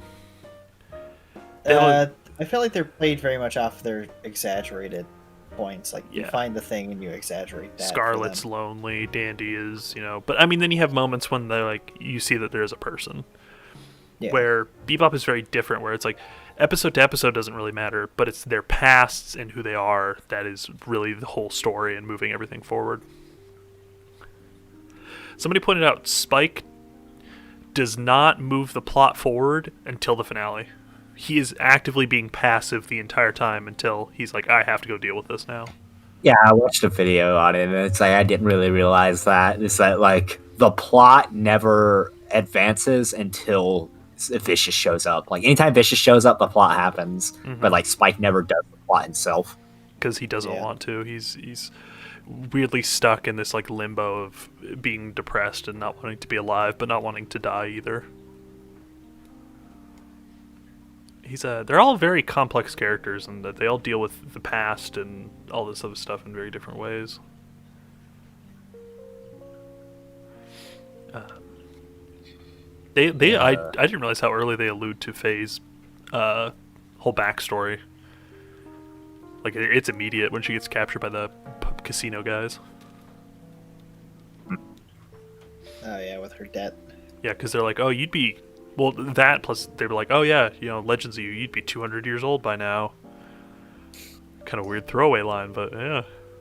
It is really weird, because I think canonically she would only be like 77. Yeah, she would not be that old. No. Spent like 50-something years in stasis. Yeah. Also, this definitely shows how... So, something that happens in Bebop and Cowboy, or Cowboy and Dandy, is that you can see how the perception of technology changes throughout the years. Like in Bebop, they don't have like face-to-face like telecommunication. It's like still basic like telephone-esque ways of talking. Yeah. But then in Dandy, they have like holograms and all this other stuff that you didn't really think of back then. So I mean, their computer is like could barely load like images. Yeah. And it was like two separate things like put together to look like one of those like 1990s computers with like just the giant monitors and everything. And I love that, and it makes me want to see like giant. I don't know. Oh, I was just saying, like, I love that, and I want to see the same kind of show, but now made 20 years from now, to see how different that is compared to Dandy. Yeah. Like I definitely love how of the time the technology is like just like that's what they imagined we would have in the future is this giant clunky shitty keyboard with a thin like screen on top. Like yes, this is the future of technology. Yeah. Love that. I always love dated sci-fi is the funniest genre. Because, like, you can just see it happening, too. And, like, you can just look at stuff nowadays and you're like, that's going to age horribly. And, like, even, like, the clothes. Like, look at Spike's clothes compared to Dandy's. Dandy's just basically in casual wear. Spike's in a freaking suit, like, all the time.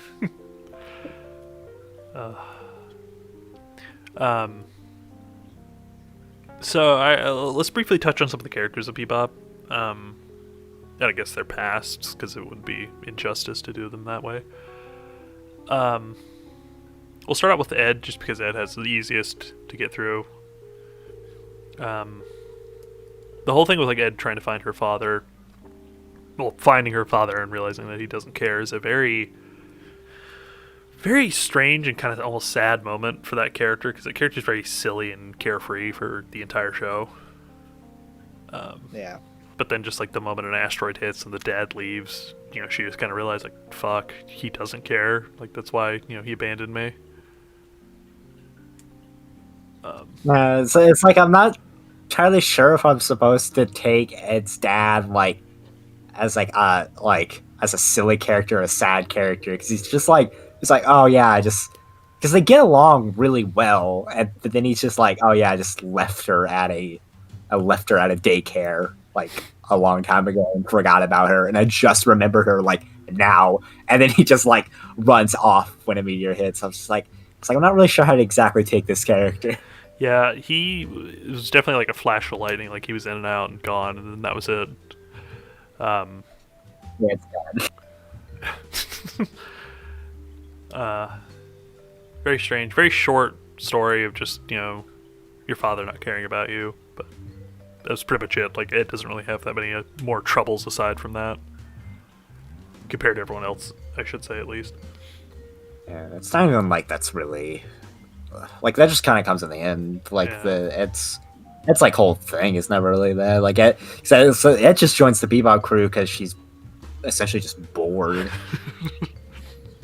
Like she's just like on Earth, like just just doing whatever. Like she's just hacking stuff for fun, and then she finds the Bebop ship, and then she's just like, I'll just go with them. It's like, alright, these guys seem cool. Oh, a dog. Then we have the dog, which, it's got the whole data animal stuff that they just kind of pick up. No real big thing. It's a dog. Yeah, I was a little bit disappointed in Ein because Ein comes in super early. I was honestly surprised. I like how Ein is like the first character to join the crew after the start. Yeah, it's episode 2, like immediate. Yeah, and I was like kind of disappointed they didn't do anything with Ein. Like, it's easy to forget Ein is even supposed to be super intelligent. Like, there's one scene I can think of where they really make use of that, and that's like episode 23, while they're Ein puts on the little visor and hacks into the network thing of the cult, and then Jet thinks that Ed's doing it, and then Ed just looks all confused as your hands off the keyboard, and then you see Ein moving his head. So Ein's hacking into this thing at a hyper fast speed, and I was like, oh yeah, I forgot Ein's supposed to be really really smart. Yeah, and they don't really bring it up, and it's kind of a shame because it seemed like a kind of an interesting point that could have been made. He just kind of goes with Ed in the end. Yeah. Which, yeah, them just wandering aimlessly is kind of a sad ending for that. It's a bittersweet ending. Like, they definitely had the happiest ending at everyone, but it's still sad. Yeah, I don't really know how to take Ed and Ein's ending really exactly, because Ed just kind of ends up where she started. Yeah, but now she has a friend. It's I really don't feel like there was much development for them. Like, they were the comic relief characters, and even in the end, they didn't really get any development that really broke that threshold. Then you have Jet, which Jet's whole story is pretty much over, aside from him coming to a an emotional conclusion.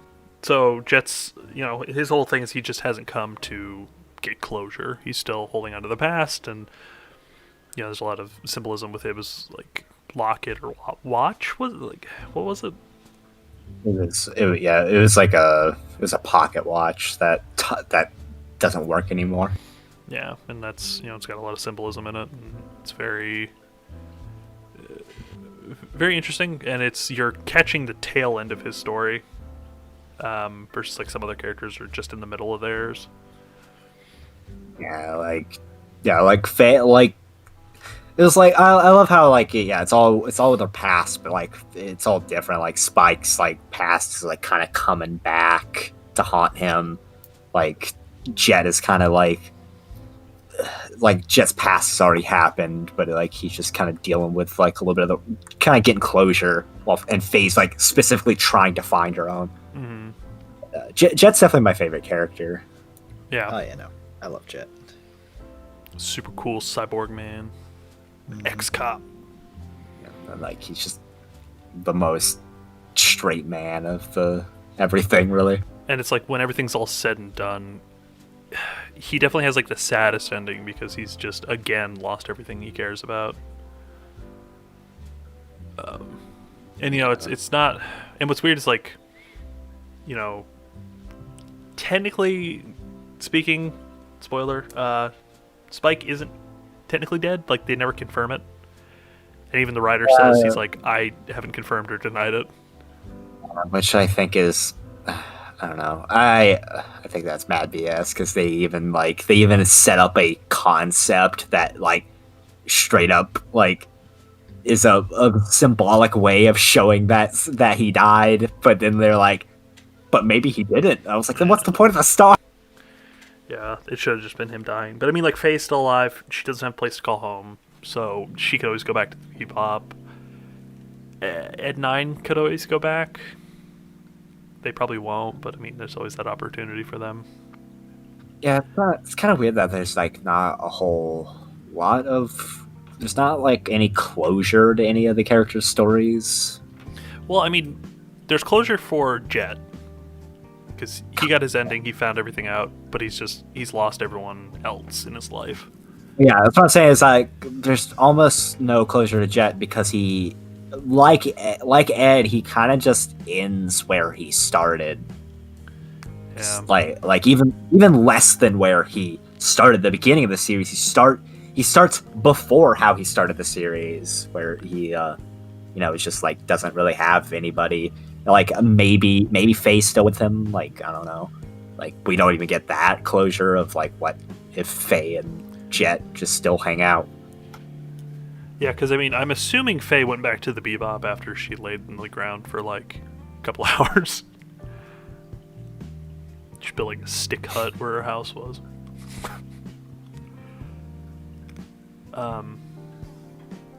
Yeah, Faye's whole backstory about her trying to find her past that she just lost is a very interesting concept for dealing with the past. It's like somebody wanting the past versus somebody wanting to get away from it.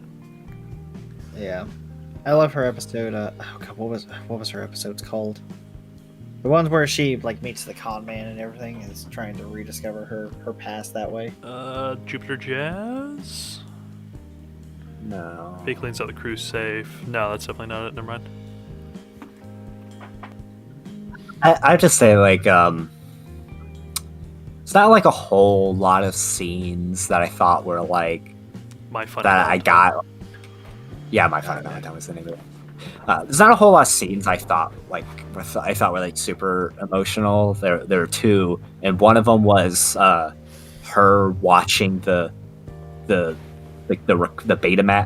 tape of that she recorded. Like just like the fact that there's no music at all, and it's just like the whole crew just silently watching this tape, and like just the way she talks, it's so real. Yeah, and that is a very weird moment because throughout the entire show, there's always jazz playing and for like scenes like that, and for this, it's just silence. Yeah, very chilling. Like, and I just like all of her words. It's like, oh, is there someone with you? Is there someone next to you? It's like, I bet you're giving them lots of trouble. I'm sorry, that's just the way I am. And then like her, oh man, her like cheer, like the cheerleader routine. Oh. I'm like, oh God. That was a scene I'm glad they let play out and take its time to take effect. Ooh. Yeah, It's like- Faye's probably that- my favorite character out of everyone. that and the fucking egg scene get me. The egg scene, like, out of context is so weird and kind of funny. But in context, you're like, oh, that's really sad. Yeah, it's the saddest scene of two grown men eating 5 servings of egg. Oh, it's so sad. So I want to talk about that scene as well. Just like I love that scene because like Spike and Jet like essentially being really sad that they're alone, that they lost everything that they gained, but they don't say a single thing about it. It's just like it's told all visually. Like Jet's like, oh, dinner's ready, no one's there. He finds Spike. Spike's not paying attention. He's looking at the graffiti that Ed left on the deck. And then like they eat the eggs without saying anything, and they're eating like there's eggs for everybody. There's 4 plates, and it's even an Ein's bowl, and they're eating them all. Like there's like even a shot where like you see Spike's hand go over to the bowl next to him and start pulling some eggs. And it's so like depressing. Yeah, and then Ed's pinwheel is like taped to the front of the show. Oh. And it's, in the very beginning of the show, he talks about how he dislikes children and animals and women to an extent. but he definitely loved his crew and he misses them. Yeah. That place during that scene is also really good. Then let's talk about Spike in the ending, and then we'll do comparisons, and we'll wrap it up. Spike is a bag of sadness and insanity. Yeah. His past with gang relationships and how he was like one of the best, at his job, and him meeting Juliet.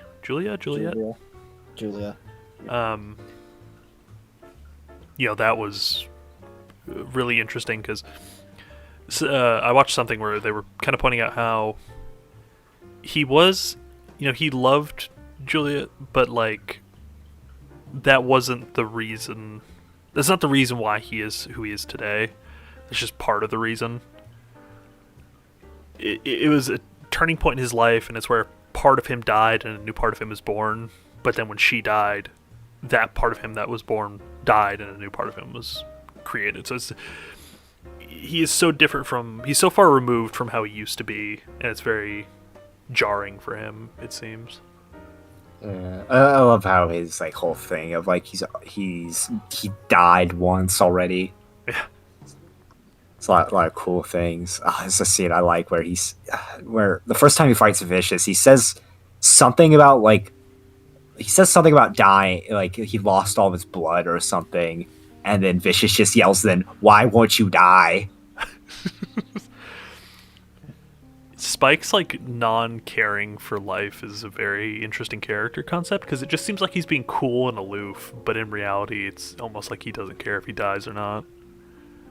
Yeah. And then I feel like he does care towards the end because he says it's are you going there to die? And it's no, I'm going there to see if I was truly alive. Oh my god, I forgot about that scene. Oh, that's when he was with Faye, right? Him and Faye are in the hallway. Faye just shoots the gun onto the roof. Yeah, God. That scene is so sad. The ending of Bebop will rip your heart out 1,000 times. Yeah. Oh. Oof. For as old as Bebop is, it is definitely a must-watch even nowadays. It is a classic. It is, beautiful, recommended by everybody. It was the first anime I ever finished. Not the first I ever started, because that was technically Bleach, but it was definitely the first anime I finished, and it was it's really important to me in an odd way. There's a couple things I want to say about Bebop. Obviously I don't want to go in depth as we did with Dandy. I just want to mention a couple episodes I really liked and a little bit of my likes and dislikes about Bebop. Is some of my favorite episodes that I loved Heavy Metal Queen. Heavy Metal Queen was a really fucking cool episode. Yeah, that's the best episode. That's just a really cool episode. Which one was Heavy Metal Queen? The one with the trucker, maybe. It's the one where they have the prairie oyster thing. Yeah. Yeah, I just really liked that episode. That was really good. Bohemian Rhapsody was pretty good. Had tragic ending. What was that? Episode 22, which I swear to God, 22 felt like a Dandy episode. It was the scene where where Spike and Andy run up the side of the building. I swear it felt like a scene out of Dandy. The way it was animated, I was like, this is just a Dandy scene. And it's right at the end too. That's when stuff starts to get really serious. But then we have an episode where Spike just meets a cowboy who's just crazy and stupid. Yeah. At the end he becomes a samurai. I don't know. I like that episode. It's just how funny it is. But and then, like I said, I love the stuff with Faye's background. The feng shui episode is pretty good as well. For a Spike episode, Jet episode. Yeah. And then one complaint I have is the reason why I never watched Bebop is because a lot of people have watched Bebop because of Toonami. That's why pretty much everybody in America has watched it. Toonami's the specific reason why I hadn't watched Bebop until now. Because I swear to God, they aired like the same 3 episodes every night, and like I would always just wake up in the middle of the night and a fucking amusement park episode to be on. Yeah, that's a weirder episode. That is a very weird episode. Wasn't his weirdness like cats or something? Yeah, Like, it was. you scared of cats, and like that's the thing. It's that's the thing as I watched that episode, and then because I hated that episode as a kid. Like that's the reason why I never watched Bebop, is because that episode's always fucking on, and it's such like a weird and creepy episode. But like I watched that episode and I was like, I probably would have loved this episode if Toonami didn't ruin it for me. So I love how fucked up it is. Like just how fucked up the villain is. He's just this childlike innocence, like killing monster, and like he's just so afraid of cats because he saw a cat when he was being tortured.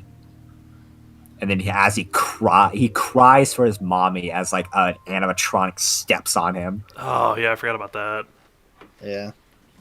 Because he's like nearly invincible, but then like Spike gets one hit on him and he's done. 'Cause he just cries because he's never like felt pain.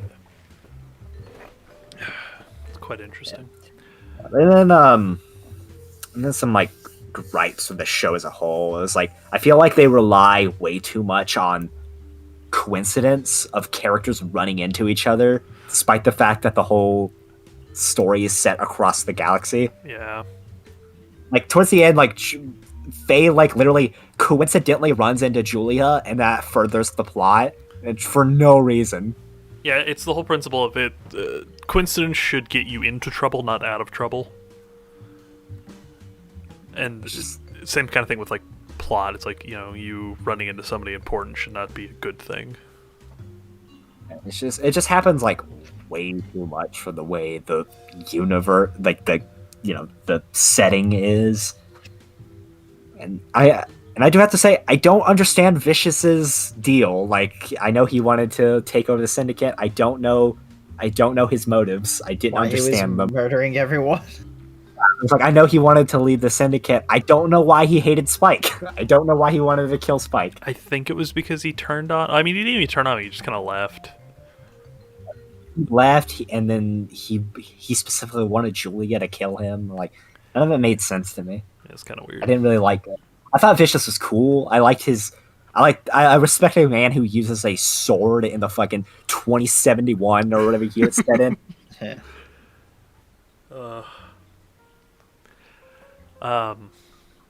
Final thoughts on Bebop before we kind of get into the comparisons? I love the episode Toys in the Attic, which is the slime episode. I feel like that encompasses the episodicness of Bebop. Just, nothing really happens in this episode. It's just some stuff on the ship where they all just get bitten by this weird pudding thing, and because Spike left a freaking space lobster in the fridge for over a year. Oh god. Oh, I love the fucking cowboy, like the bounty hunter show. It's so hilariously dumb. Big Shot. Oh, Yeah. Punch and Judy, I fucking love them. Like, I love there's only 300,000 bounty hunters. There's not that many. It's a very niche TV show. The way they talk is like, boy howdy, let's go. And then at the end it reveals that like it was like neither of them talk like that at all. Yeah. So some recommendations for Bebop if you like the show or if you want something to watch after Bebop. Trigun apparently is a pretty decent one on surface level from what I've heard. Sorry. Samurai Champloo, which is written by the same guy. Was it? No.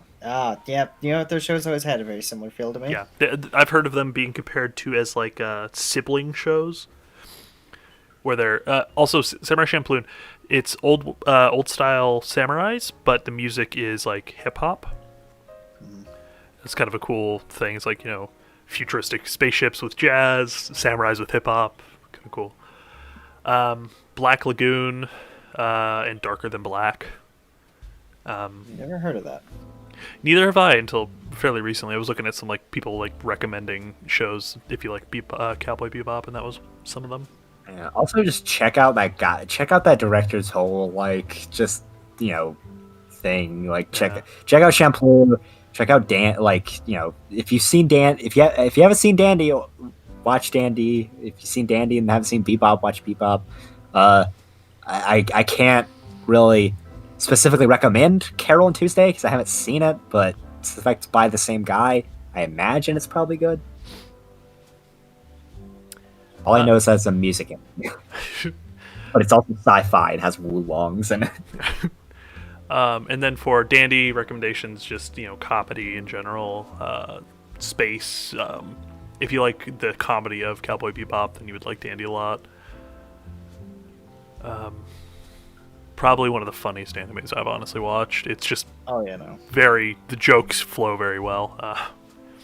The jokes flow, the emotions hit well, the music is good in both shows. So, should we go ahead and transition to comparisons? Oh yeah.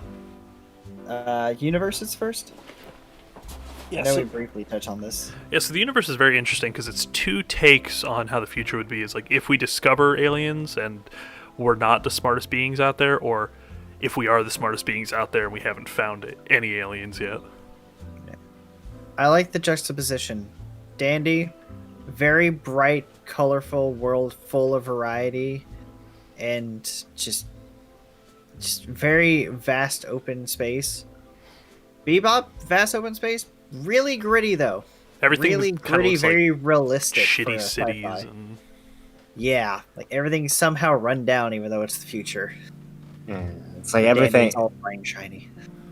And it's like spread across multiple like planets and stuff, but then like the cities they go to are always so like clustered and cluttered. And, yeah.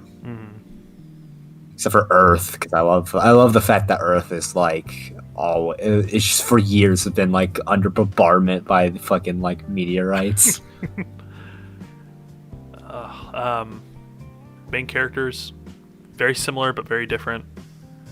Yeah, I like to compare Dandy as a mixture of Josuke from JoJo Part 4 and Spike. Yeah. A bit in character and in look. Very passionate about their pompadours. And it's funny because Spike is a very good fighter, but Dandy is not. Like, he pulls out his gun anytime the situation gets a little hairy. Except, he's punched a couple people and it was pretty sick. Yeah. But like aside from them being bounty hunters, that's about all they have in common. They're very different people. They have very different goals and pasts, aspirations, and just lives. Like just their moods are just very different. And even their take on like episodical shows is very different as well. Like Dandy being like you could pop in any episode and watch it with pretty much no real need to watch them in any order, but I would argue Bebop is not that. Like you pretty much have to watch them in order. Yeah. At least the first time, then you can watch them out of order. It's not like super straight linear, but it's pretty linear with its story. It's like Avatar. Yeah.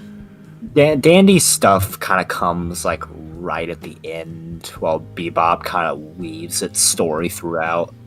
It's like you never know what you're gonna get with like Bebop. It's just like 1 second it'd just be kind of a weird episode, and then like now suddenly we're in like a 2-parter with Vicious shows up. Yeah. Fucking the music Vicious. Music choice is very different for both of these. I love the jazz from Bebop, but I do also like the more EDM for Space Dandy, and then random touches of disco and like what basically equates to whatever music Daft Punk is. That like auto-tuned kind of like synth sound. Yeah, they had it in like 2 episodes or 3 episodes. I was like, wow, this is kind of weird but really good. And then you throw in occasional more like just really kind of like almost J-pop kind of sounds, or like whatever the Pipeline one song was. That one was really good. Yeah. Very. The song from like any insert song is really good. And in both actually, like I think Bebop, I think Dandy has the better insert songs. I just really like them, but Bebop has some pretty good ones because I love I can't remember the name of the song, but the song that plays when Spike falls out the window is fucking amazing. I can't really think of another anime that does. So there are other animes that incorporate jazz into their intros, like Part Two JoJo, Beastars, But that's it. That's all the jazz that they have. Where it's like Bebop, that's their whole thing is jazz and bebop, and And I really like that. And I kind of wish consistent. I wish more shows would do that with like other obscure genres of music. I think honestly that's probably like one of the biggest comparisons that we can put between Space Dandy and Bebop is consistency and variety. Dandy is very much a variety, and Bebop is very much of consistency. Or consistency and realism. Yeah. It's like, yes, it's sci-fi, but everything has that realistic, sensible feel to it. Dandy is variety, and it is all over the place. It's almost nonsensical at a lot of points. And he's definitely, the guy that wrote it definitely has done his research on space. Because there's a scene where Spike is out without a suit on. And he puts things in his ears and he plugs his nose. And it's like, you could do that, theoretically speaking. It would suck. And you could really hurt yourself if you don't know what you're doing. But like, you could do a spacewalk like that. Yeah, Bebop's scenes where he actually like gets out of his ship are really interesting. Like when he tries to get in he gets out of his ship to get in the trucker's truck, and then like the scene where he has like the trade-off with the briefcase and the chip, like while they're like magnetized to the side of the ship. That's fucking rad as hell. Yeah. Because they don't really have something like that in Dandy where they explain like how you would go out in space like that. They just conveniently have giant mech arms. Giant mech arms, or it's just like, this plane has oxygen. There's just times that they just ignore the suit altogether. Like Dandy kind of puts on like a suit and a jetpack, and he's like perfectly fine. Meow just doesn't even have to breathe. Like he just goes out. Like yeah. Like Meow never has to wear a suit. He's just fine for some reason. Yeah. Yeah, and they even towards like the later halves of the episode, like Danny only really wears the suit for like the earlier episodes. Towards the end, it's just like, I don't want to say they forget about it, but he only goes to like habitable planets with oxygen.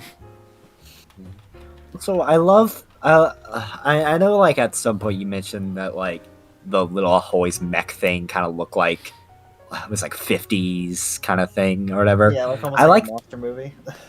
Yeah, I love how that's like also like kind of what Dandy's like spacesuit kind of looks like. It's this very like archaic looking thing. His spacesuit, his gun. Yeah, I would say his gun. Yeah, the blaster and like the little jetpack. It's so like archaic, and I love it.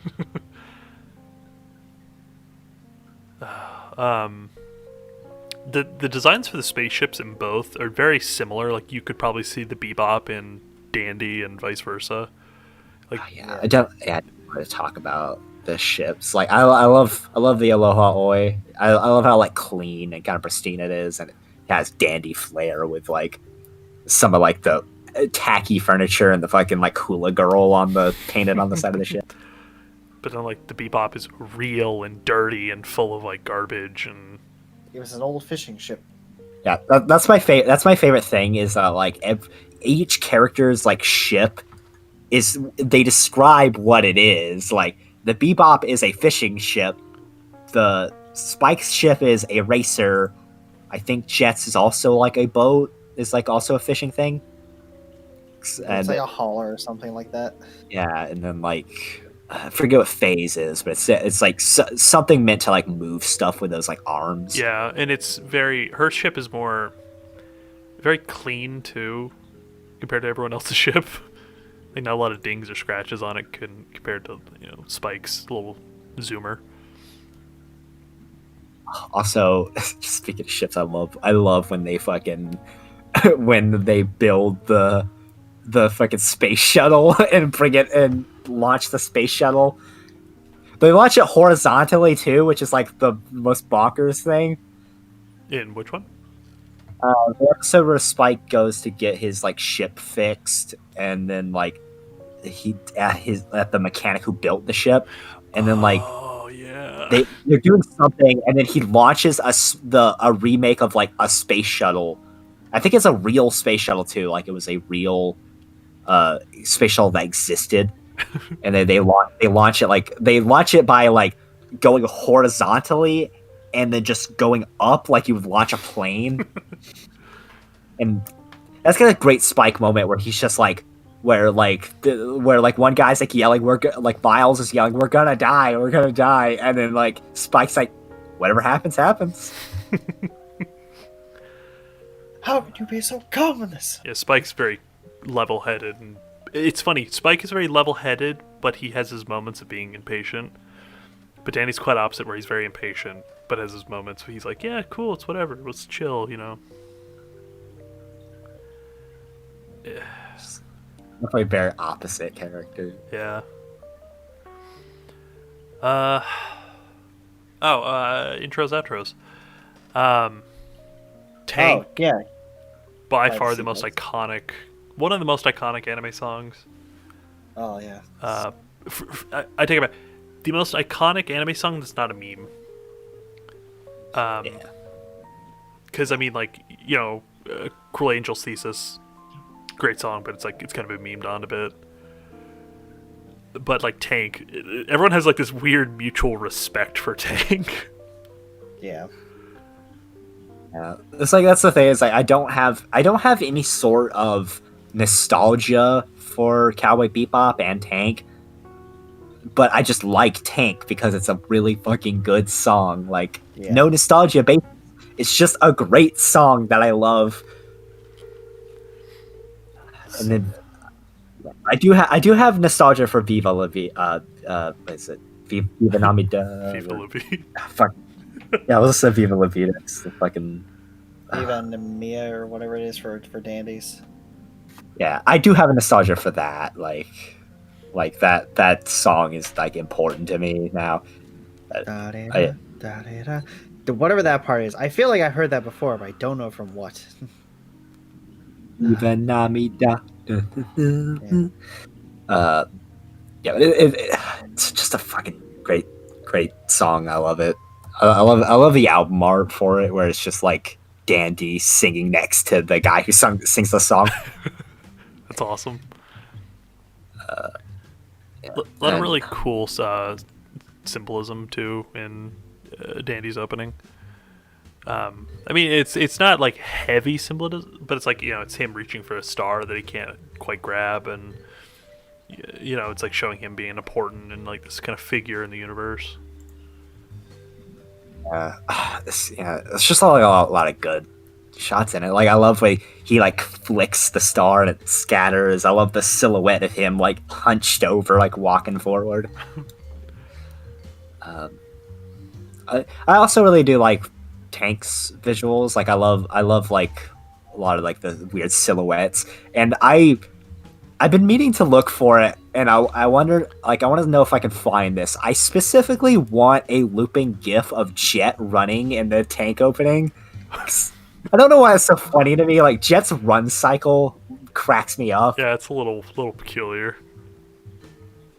Oh, I'm looking at Scarlett's page. Her English voice actress, same person who voices Luffy, and Urza Scarlett from Fairy Tail and One Piece.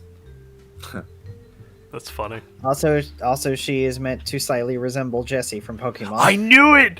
Oh. And Dr. Kiriko Oi from Gardenar? Godannar.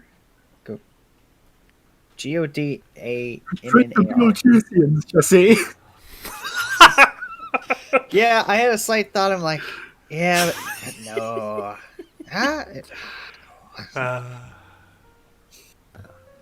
Yeah. Also, just really like I like the stuff that they do with the silhouettes and Tank, like the way they move around. Like yeah. like I said, I love Jet's like not Jet's. I love Spike's like little lanky like slide that he does. He's just Oh, I like where he's fumbling on his feet. The dun, dun, dun, dun, dun, dun.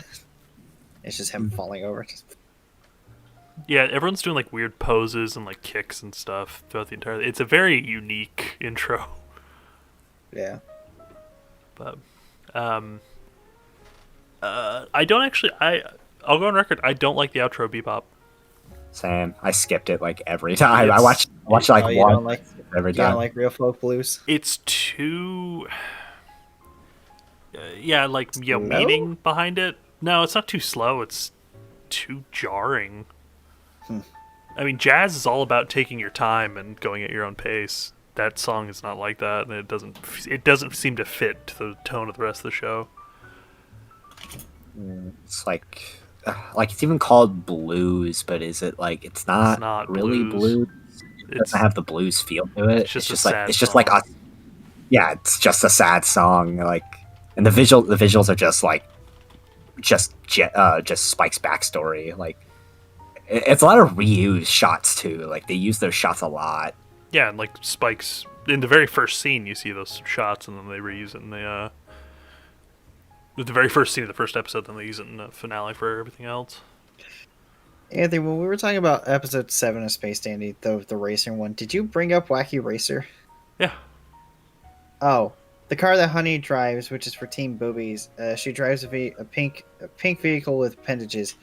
This may be a reference to Wacky Racer character Penelope Pitstop. Oh my God, you're right. Dear God. Yeah. Good old wacky races.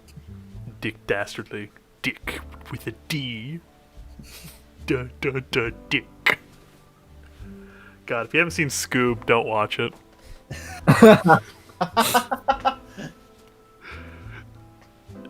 Alright, anyways.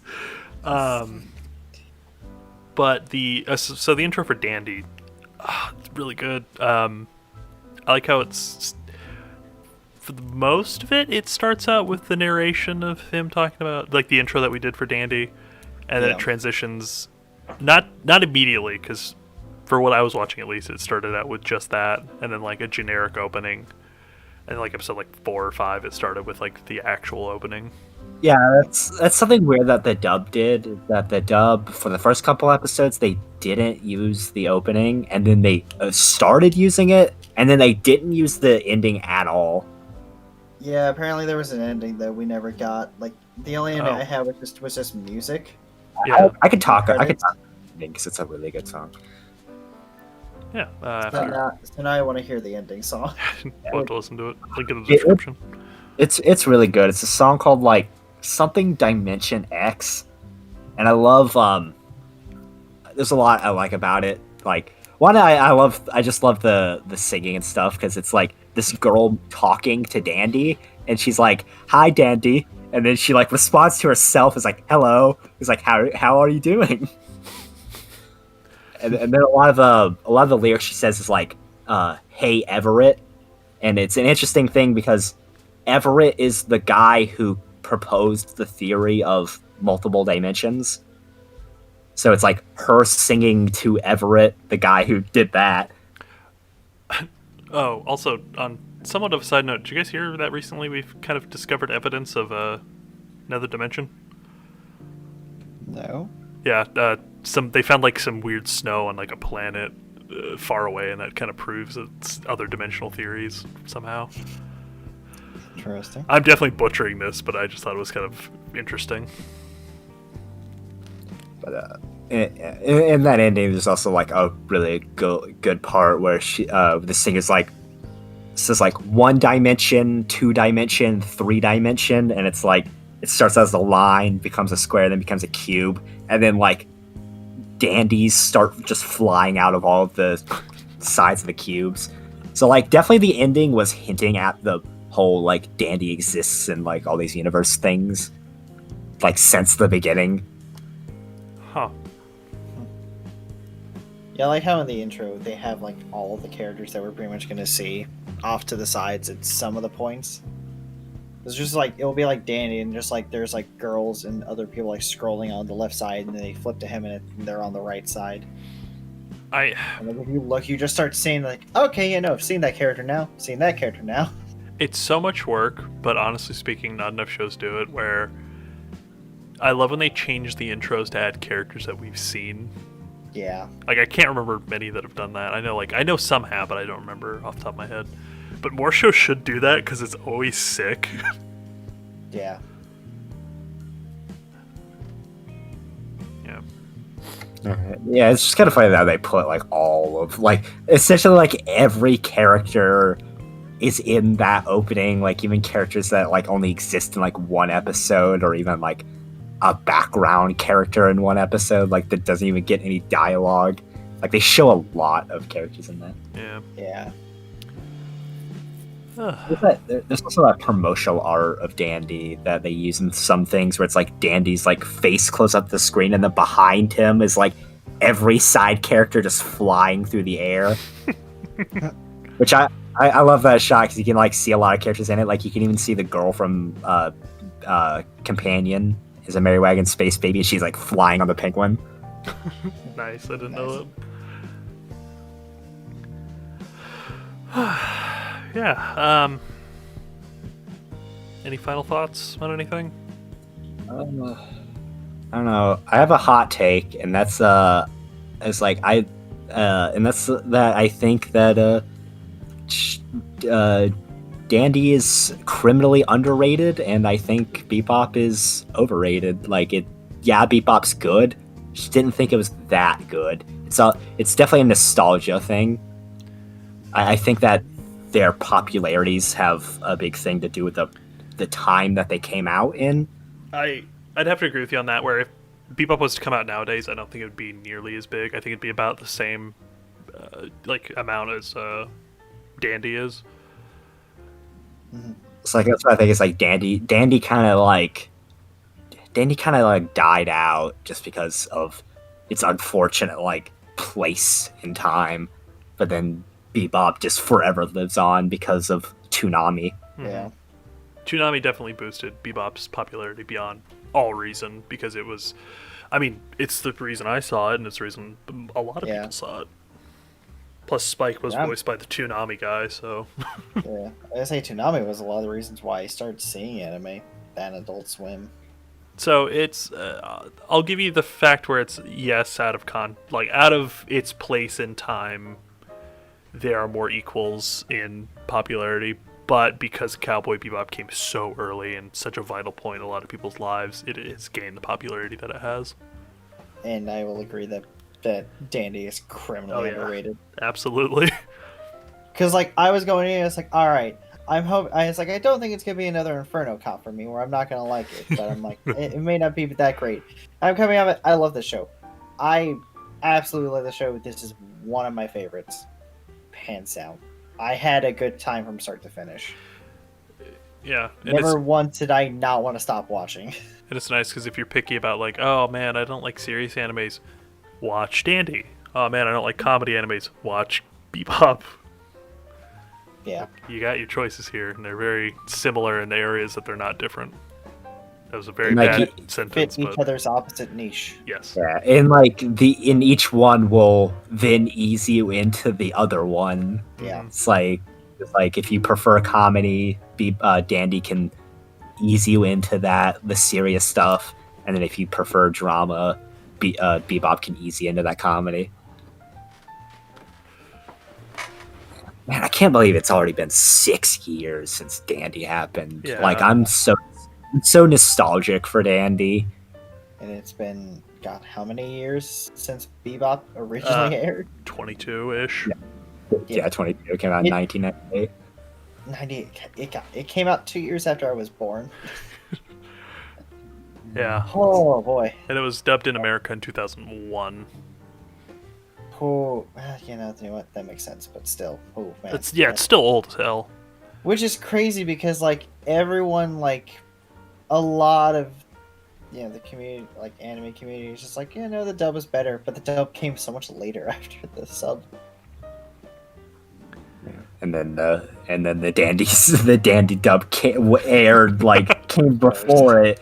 Yeah, it was like every week the English episode would come out a day before, and that was really cool. Very unique thing, and Yeah. Mm-hmm. Yeah, I'm surprised that didn't Well, get it bigger recognition from the community. Yeah. and then I like kind of like the connections of it. Like Ian Sinclair has done a couple of panels and stuff with the other guy. All right, well, shall we wrap it up? We're hitting a 2.5 hour mark soon. Yeah. Oh, all right. Oh, Well, man. go watch either one of these shows. Doesn't matter. If you like it, watch the other one. Mm-hmm. These are one of the few ones where I'm like, oh, I don't know if you should watch or not. No, this is go watch one of these two shows.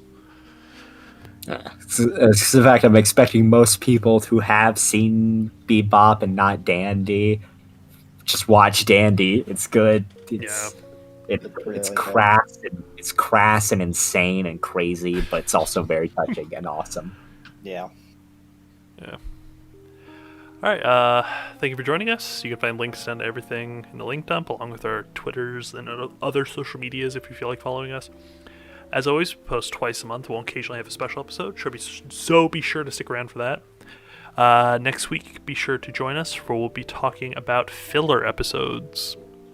And as always, have a good day. Bye, Internet. Viva Namida.